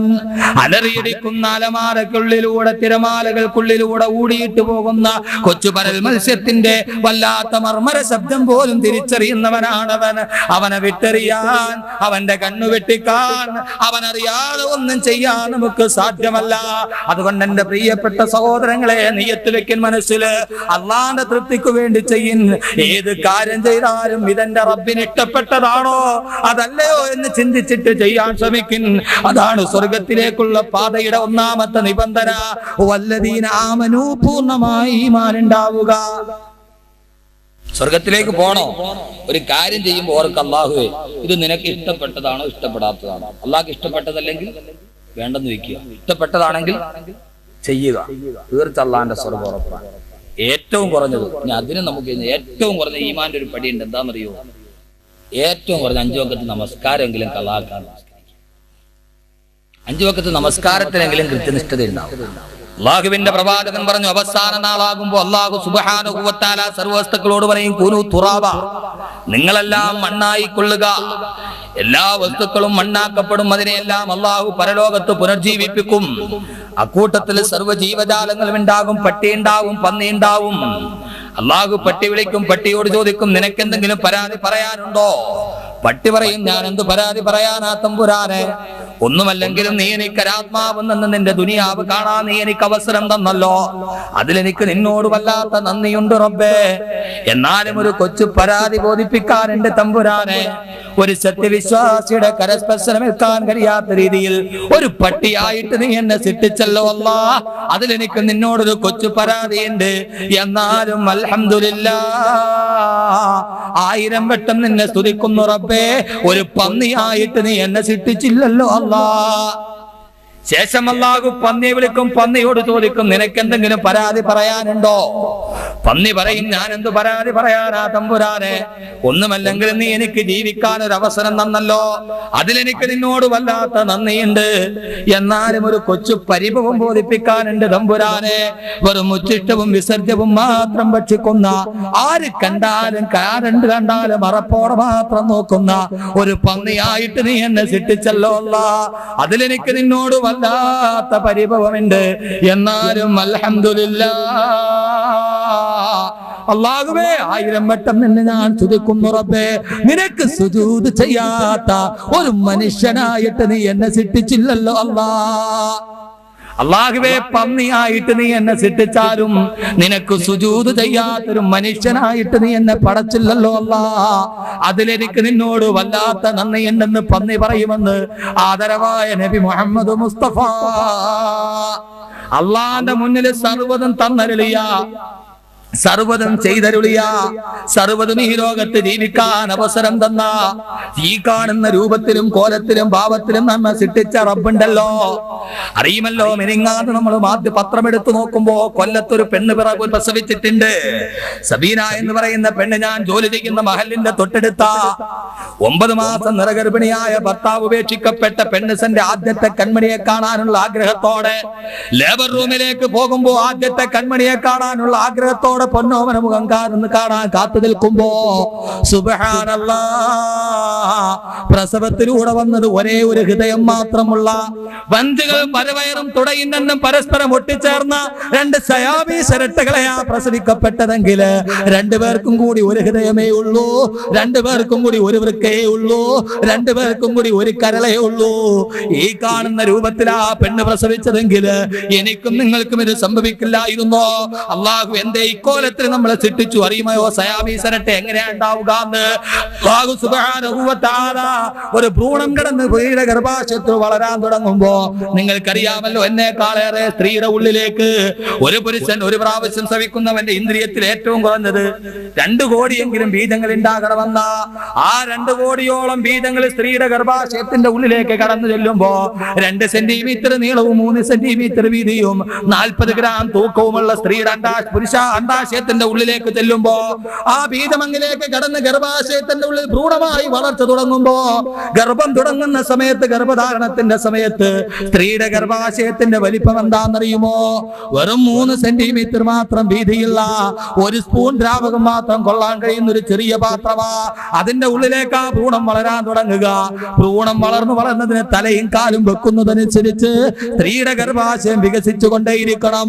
അവസാനം 9 മാസം പൂർത്തിയാകുമ്പോ തുടക്കത്തിൽ 1 സ്പൂൺ ദ്രാവകം കൊള്ളാൻ മാത്രം വലിപ്പമുണ്ടായിരുന്ന സ്ത്രീയുടെ ഗർഭാശയം 1 ലിറ്റർ വെള്ളം കൊള്ളാൻ പാകത്തിൽ വികസിച്ചു വരുമെങ്കിൽ ഒരു കുഞ്ഞ് ജനിക്കുന്നതിനനുസരിച്ച് ഗർഭാശയം വികസിക്കണമെന്ന എന്റെ പ്രിയപ്പെട്ട സഹോദരങ്ങളെ, കോശം 2ആയി വിഭജിച്ചിട്ട് ഇരട്ട കുഞ്ഞുങ്ങളെ സ്ത്രീയുടെ ഗർഭാശയത്തിന്റെ ഉള്ളിൽ ചെല്ലുമ്പോ അത് രണ്ടും വളരാൻ തുടങ്ങുമ്പോ വളരുന്നതിനനുസരിച്ച് സ്ത്രീയുടെ ഗർഭാശയം വികസിച്ചില്ല എങ്കിൽ കുഞ്ഞിനകത്ത് വളരാൻ സ്ഥലമില്ലാതെ കൈയും കാലും ഒട്ടിച്ചേരും, നെഞ്ചും ശരീരവും തമ്മിൽ ഒട്ടിച്ചേരാൻ തുടങ്ങും. അങ്ങനെ ആ സയാമി ശരട്ടകൾ ഉണ്ടാകുന്നതെന്ന് മെഡിക്കൽ സയൻസ് പറയുമ്പോ എന്റെയും നിങ്ങളുടെയും ശരീരം വളരുന്നതിനനുസരിച്ച് നമ്മുടെ ഉമ്മാന്റെ ഗർഭാശയം വികസിപ്പിച്ചു കൊടുത്ത ശക്തിയാരാ? ഫതബാറകല്ലാഹു അഹ്സനുൽ ഖാലിഖീൻ. ഈ കാണുന്ന രൂപത്തിൽ സൃഷ്ടിച്ച റബ്ബിനോട് നമുക്ക് എപ്പോഴെങ്കിലും നന്ദി തോന്നിയിട്ടുണ്ടോ? ആ നന്ദി കാണിക്കാത്തവൻ പന്നിയേക്കാൾ കടകെട്ടവനാണെന്ന് ആദരവായ നബി മുഹമ്മദ് മുസ്തഫ. പോയി ചരിവത്തിൽ പഴങ്കഞ്ഞ വെള്ളം കൊടുത്തു നോക്ക്. അതിന്റെ ദാഹം തീർക്കാൻ വേണ്ടി കുടിച്ചു കഴിയുമോ 4 കാലി പെട്ടെന്ന് തലപൊക്കുന്നത് കാണാം വീട്ടിലെ പോത്ത്. എന്തിനാണെന്നറിയോ? പഴങ്കഞ്ഞ വെള്ളം കുടിക്കാൻ തന്ന തന്റെ ദൈവത്തിനോടുള്ള നന്ദിയാ. വെള്ളം കുടിച്ചാൽ ഉടനെ 4 കാലി അതേപടി തലപൊക്കി മുകളിലോട്ട് നോക്കും. എന്തിനാണെന്നറിയോ? റബ്ബിനോടുള്ള, അത് തന്ന ദൈവത്തിനോടുള്ള നന്ദി. നമുക്കോ തിന്നാൻ വേണ്ടി കൊണ്ടുവന്ന സോഫയിൽ ചാരി നിന്ന് ഇടത്തെ കൈ കൊണ്ട് നിന്നും വലത്തെ കയ്യിൽ റിമോട്ട് കൺട്രോൾ. ഒരല്ലാഹുവിനോട് നന്ദി. അതുകൊണ്ടാണ് പ്രവാചകൻ പറഞ്ഞ് ഈ നന്ദി കാണിക്കാൻ കഴിയാത്തവൻ പന്നിയേക്കാൾ കടകെട്ടവനാണെന്ന് നബി മുഹമ്മദ് മുസ്തഫ. അള്ളാന്റെ മുന്നിൽ ഈ ശിരസ് കൊണ്ടുപോയി 24 മണിക്കൂർ ആരോഗ്യത്തോടെ ജീവിക്കാൻ തൗഫീഖ് തന്ന റബ്ബിന്റെ മുന്നിൽ 25 മിനിറ്റ് ഈ തല കൊണ്ടുപോയി വെക്കാൻ കഴിയാത്തവൻ അവൻ 4 നികൃഷ്ടജീവിയായ പന്നിയേക്കാൾ കടകെട്ടവനാണെന്ന് നബി മുഹമ്മദ് മുസ്തഫ. അങ്ങനെ ആർക്കെങ്കിലും ഞാൻ ജീവിതത്തിൽ നിക്കരിക്കലാന്ന് നീയത്തുണ്ട്. വാത് കഴിഞ്ഞ് പോണ വഴിക്ക് ഈ സാധനത്തിനെ കണ്ടാ പറഞ്ഞേക്കണം, പൊന്നളിയ എന്നേക്കാൾ അഫ്ളൽ നീയാണ്, അതുകൊണ്ട് എനിക്ക് വേണ്ടി ദുആ ചെയ്യാൻ പറഞ്ഞിട്ട് പോകണം. 4 കാലിക്ക് പോലും അള്ളാഹുവിനോട് നന്ദിയുണ്ട്. ലോകത്തുള്ള സർവ്വവസ്തുക്കൾക്കും അള്ളാഹുവിനോട് നന്ദിയുണ്ട്. അലം തറ അന്നല്ലാഹ യസ്ജുദു ലഹു മൻ ഫിസ് സമാവാതി വമൻ ഫിൽ അർളി വശംസു വൽ ഖമറു വൻ നുജൂമു വൽ ജിബാലു വസ്സദറു വദ്ദവാബു വകതീറും മിനൻ നാസ്. അലം തറ നബിയെ താങ്കൾ കാണുന്നില്ലേ? അന്നല്ലാഹ യസ്ജുദു ലഹു മൻ ഫിസ് സമാവാതി വമൻ ഫിൽ അർളി, ആകാശഭൂമികളിലുള്ള സർവ്വതും അല്ലാഹുവിന് സുജൂദ് ചെയ്യുന്നുണ്ട്, സർവ്വതും അല്ലാഹുവിനെ അനുസരിക്കുന്നുണ്ട്. ശംസു സൂര്യൻ, വൽ ഖമറു ചന്ദ്രനും, വൻ നുജൂമു താരകങ്ങളും, വൽ ജിബാലു ങ്ങളും വദ്ദവാബു നാൽക്കാലികളും എല്ലാം അല്ലാഹുവിനെ അനുസരിക്കുന്നുണ്ട്. സൂര്യൻ അല്ലാഹുവിനെ അനുസരിക്കുന്നുണ്ട്. അല്ലാഹു സുബ്ഹാനഹു വ തആല സൂര്യൻ അല്ലാഹുവിനെ അനുസരിക്കുന്നുണ്ട്. जो चांद सूरज बेपाक तारे कहते हैं मुझसे के सारे अल हुक्म लिल्लाह वल मुल्कु लिल्लाह കൂഹേ ഹിമാലയ സാക്കത്ത് കടാഹേ അൽ ഹുക്മു ലില്ലാഹ് വൽ മുൽക്കു ലില്ലാഹ്. ഈ കാണുന്ന സൂര്യൻ അല്ലാഹുവിനെ തസ്ബീഹ് ചെയ്യുന്നുണ്ട്. അല്ലാഹു നാളെ രാവിലെ സൂര്യനോട് പറയും, സൂര്യ കിഴക്ക് നിന്നുദിക്കണേ. സൂര്യൻ കിഴക്ക് നിന്നുദിക്കും. സൂര്യ പടിഞ്ഞാറ് പോയി അസ്തമിക്കണേ. സൂര്യൻ പടിഞ്ഞാറ് പോയി അസ്തമിക്കും. കിഴക്കിന്റെ മടിത്തട്ടിൽ കുടിക്കുന്ന നവസ്തരയിൽ സൂര്യൻ ഉദിക്കും. പടിഞ്ഞാറിന്റെ മടിത്തട്ടിൽ സൂര്യൻ മുഖമൊളിപ്പിക്കും. എന്നും പതിവ് പോലെ സൂര്യൻ ഇത് ചെയ്യും. ഒരു നാൾ അല്ലാഹു സൂര്യനോട് പറഞ്ഞു, കിഴക്ക് നിന്നുദിച്ച സൂര്യ, ഇന്ന് നീ പടിഞ്ഞാറ് ഉദിക്കണേ. പടിഞ്ഞാറ് അസ്തമിച്ച സൂര്യ, ഇന്ന് നീ കിഴക്ക് പോയി അസ്തമിക്കണേ. സൂര്യൻ അല്ലാഹുവിന്റെ കൽപ്പന ശിരസാവഹിക്കുമെന്ന് വിശുദ്ധ ഖുർആൻ. സൂര്യനും ചന്ദ്രനും ലോകത്തുള്ള സർവ്വ വസ്തുക്കളും അല്ലാഹുവിനെ അനുസരിക്കുന്നുണ്ട്. ജഗദീശ രാത്രിയും ശശാങ്ക താരകങ്ങളും പകലുമർക്ക ബിംബവും നിറഞ്ഞ മേഘജാലവും മൃഗകദംബ പക്ഷിവൃക്ഷ പുഷ്പശലഭ വൃന്ദവും മികവിൽ നിന്റെ വൈഭവങ്ങൾ വാഴ്ത്തിടുന്നു ദൈവമേ. മികവിൽ നിന്റെ വൈഭവങ്ങൾ വാഴ്ത്തിടുന്നു ദൈവമേ. സർവ്വതും അല്ലാഹുവിനെ അനുസരിക്കുമ്പോ പക്ഷിമൃഗാദികളും വൃക്ഷങ്ങളും സർവ്വതും അല്ലാഹുവിനെ അനുസരിക്കുമ്പോ സർവ്വ വസ്തുക്കളും അല്ലാഹുവിനെ തസ്ബീഹ് ചെയ്യുന്നുണ്ട്. പക്ഷേ പഞ്ചേന്ദ്രിയ പരിജ്ഞാനം കൊണ്ട് അഗ്രഗണ്യനായ മനുഷ്യ, നീ മാത്രം എന്തേ നിന്റെ റബ്ബിനോട് നന്ദി കെട്ടുപോയി? അതുകൊണ്ട് അല്ലാഹുവിനോട് നന്ദി കാണിച്ച് സർവ്വതിലും അല്ലാഹനെ പേടിച്ച് അല്ലാഹനെ സൂക്ഷിച്ച് ജീവിക്ക്. ഇതാണ് സ്വർഗത്തിലേക്കുള്ള പാതയുടെ ഒന്നാമത്തെ നിബന്ധന. വല്ലദീന ആമനു, ഈമാൻ പൂർണ്ണമാവുക. സ്വർഗത്തിലേക്കുള്ള പാതയുടെ ഒന്നാമത്തെ നിബന്ധന ഈമാൻ പൂർണ്ണമാകുക. അല്ലാഹുവിനെ ഏറ്റവും കൂടുതൽ സൂക്ഷിക്കുക. അല്ലാഹുവിനെ ഭയപ്പെട്ട് ജീവിക്കുക. അല്ലാഹു നമുക്ക് എല്ലാവർക്കും തൗഫീഖ് നൽകി അനുഗ്രഹിക്കുമാറാകട്ടെ. ഏത് കാര്യത്തിലും അല്ലാഹുവിന്റെ പൊരുത്തത്തിനും മുൻതൂക്കം നൽകുക. 5 വഖത്ത് നമസ്കാരങ്ങളും കളാക്കാൻ നമസ്കാരം. എല്ലാവരും തയ്യാറല്ലേ? എല്ലാവരും ഉറക്കെ പറഞ്ഞു ഇൻഷാ അല്ലാഹ്. ഇൻഷാ അല്ലാഹ് പറഞ്ഞവരൊക്കെ നാളെ മുതൽ ഇൻഷാ അല്ലാഹ് 1 വഖത്ത് പോലും കളാക്കാൻ നമസ്കരിക്കും. നിയത്ത് വെച്ചവരൊക്കെ കൈവക്കി കൈവക്കിക്കോളി. ആ കൈവക്കട നോക്കിക്കൊണ്ട് അല്ലാഹ് വരും. വെച്ചോളി. കൈയുള്ളവരൊക്കെ പൊക്കി താത്തേട്ടോ. അല്ലാഹു സുബ്ഹാനഹു വ തആല തൗഫീഖ് നൽകുമാറാകട്ടെ. വാള് കുറെ അങ്ങനെ വാളൊക്കെ പറഞ്ഞു പോയിട്ട് കാര്യമൊന്നുമില്ല. ഏതെങ്കിലും ഒരു കാര്യം അമൽ ചെയ്താൽ മതി. ഞാൻ തീർത്തും വയ്യ, എന്റെ ശബ്ദം തന്നെ തീർത്തും മുമ്പോട്ട് വരുന്നില്ല. അല്ലാഹു സുബ്ഹാനഹു വ തആല നമുക്ക് എല്ലാവരും കാര്യങ്ങൾ മനസ്സിലാക്കി അമൽ ചെയ്യാൻ തൗഫീഖ് നൽകുമാറാകട്ടെ. രണ്ടാമത്തെ നിബന്ധന അമലു സ്വാലിഹാത്ത്, സൽക്കർമ്മങ്ങൾ ചെയ്യുക. അമലു സ്വാലിഹ ചെയ്യുക. എന്താ അമലു സ്വാലിഹ? അല്ലാഹു സുബ്ഹാനഹു വ തആല അമലു സ്വാലിഹായിട്ട് പരിശുദ്ധ ഖുർആനിൽ 6 കാര്യങ്ങളാണ് പറയുന്നത്. 6 കാര്യങ്ങൾ പരിശുദ്ധമായ ഖുർആന്റെ ഒറ്റ ആയത്തിൽ അല്ലാഹു സ്വർഗത്തിലേക്ക് പോകാൻ ചെയ്യേണ്ട 6 കാര്യങ്ങൾ. അതിൽ 3 എണ്ണം സ്ത്രീകളുമായിട്ട് ബന്ധപ്പെട്ടുണ്ട്. സ്വർഗത്തിലേക്ക് പോകാനുള്ള അമലു സാലിഹ് ഖുർആൻ. ഞാൻ ഈ പറയുന്ന മുഴുവൻ ഖുർആനാണ്, ഖുർആന്റെ വെളിച്ചത്തിൽ. എന്റെ പ്രിയപ്പെട്ട സഹോദരിമാർക്ക് ആർക്കെങ്കിലും സ്വർഗത്തിലേക്ക് പോകണമെന്ന് ആഗ്രഹം ഉണ്ടെങ്കിൽ അല്ലാഹുവിന്റെ പ്രവാചകൻ സ്ത്രീകൾ 4 കാര്യങ്ങൾ ചെയ്യുക, സ്വർഗത്തിൽ പോകും. 3 കാര്യങ്ങൾ പരിശുദ്ധമായ ഖുർആനിൽ അല്ലാഹു സ്ത്രീകളെ മാത്രം അഭിസംബോധന ചെയ്ത് പറയുന്നത്. ഇൻഷാ അല്ലാഹ് നാളെ നമുക്ക് അതിനെ കുറിച്ച് ചർച്ച ചെയ്യാം. അമലു സാലിഹ് 6 കാര്യങ്ങളാണ്. ആ 6 കാര്യങ്ങൾ ചർച്ച ചെയ്ത് സമയം ഉണ്ടെങ്കിൽ സ്വർഗത്തെ കുറിച്ച് കൂടി പറഞ്ഞ് നമുക്ക് നാളെ പിരിയാം. അല്ലാഹു സുബ്ഹാനഹു വ തആല തൗഫീഖ് നൽകി അനുഗ്രഹിക്കുമാറാകട്ടെ. അല്ലാഹു എല്ലാവർക്കും ആരോഗ്യത്തുള്ള ദീർഘായുസ്സ് നൽകി അനുഗ്രഹിക്കുമാറാകട്ടെ. ഇൻഷാ അല്ലാഹ് നാളെ ഞാനിപ്പോ പരമാവധി കറക്റ്റ് സമയത്ത് തന്നെ വരാൻ നോക്കാം. അല്ലാഹു സുബ്ഹാനഹു വ തആല നിങ്ങൾക്ക് വലിയ തൗഫീഖാണ്. ഈ ഐശ്വര്യവും ഈ ദീനിനോടുള്ള ഈ പ്രതിപത്തിയും ഈ കൂറും അവസാനം വരെ നിങ്ങൾ കാത്തു സൂക്ഷിക്കുകയും നിങ്ങളുടെ തലമുറകൾക്ക് അത് പകർന്നു കൊടുക്കുകയും ചെയ്യും. ഏറ്റവും പ്രധാനപ്പെട്ട നിങ്ങളുടെ തലമുറകൾക്ക് അത് പകർന്നു കൊടുക്കുകയും ചെയ്യണം. അല്ലാഹു സുബ്ഹാനഹു വ തആല ആ രീതിയിൽ ഈ നാടിനെ അല്ലാഹു കബൂൽ ചെയ്യുമാറാകട്ടെ. അല്ലാഹു സുബ്ഹാനഹു വ തആല അവസാനം വരെ വർഗീയ കലാപങ്ങളിൽ നിന്നും കാലുഷ്യതകളിൽ നിന്നും അല്ലാഹു ഇതിനെ കാത്തു രക്ഷിക്കുമാറാകട്ടെ.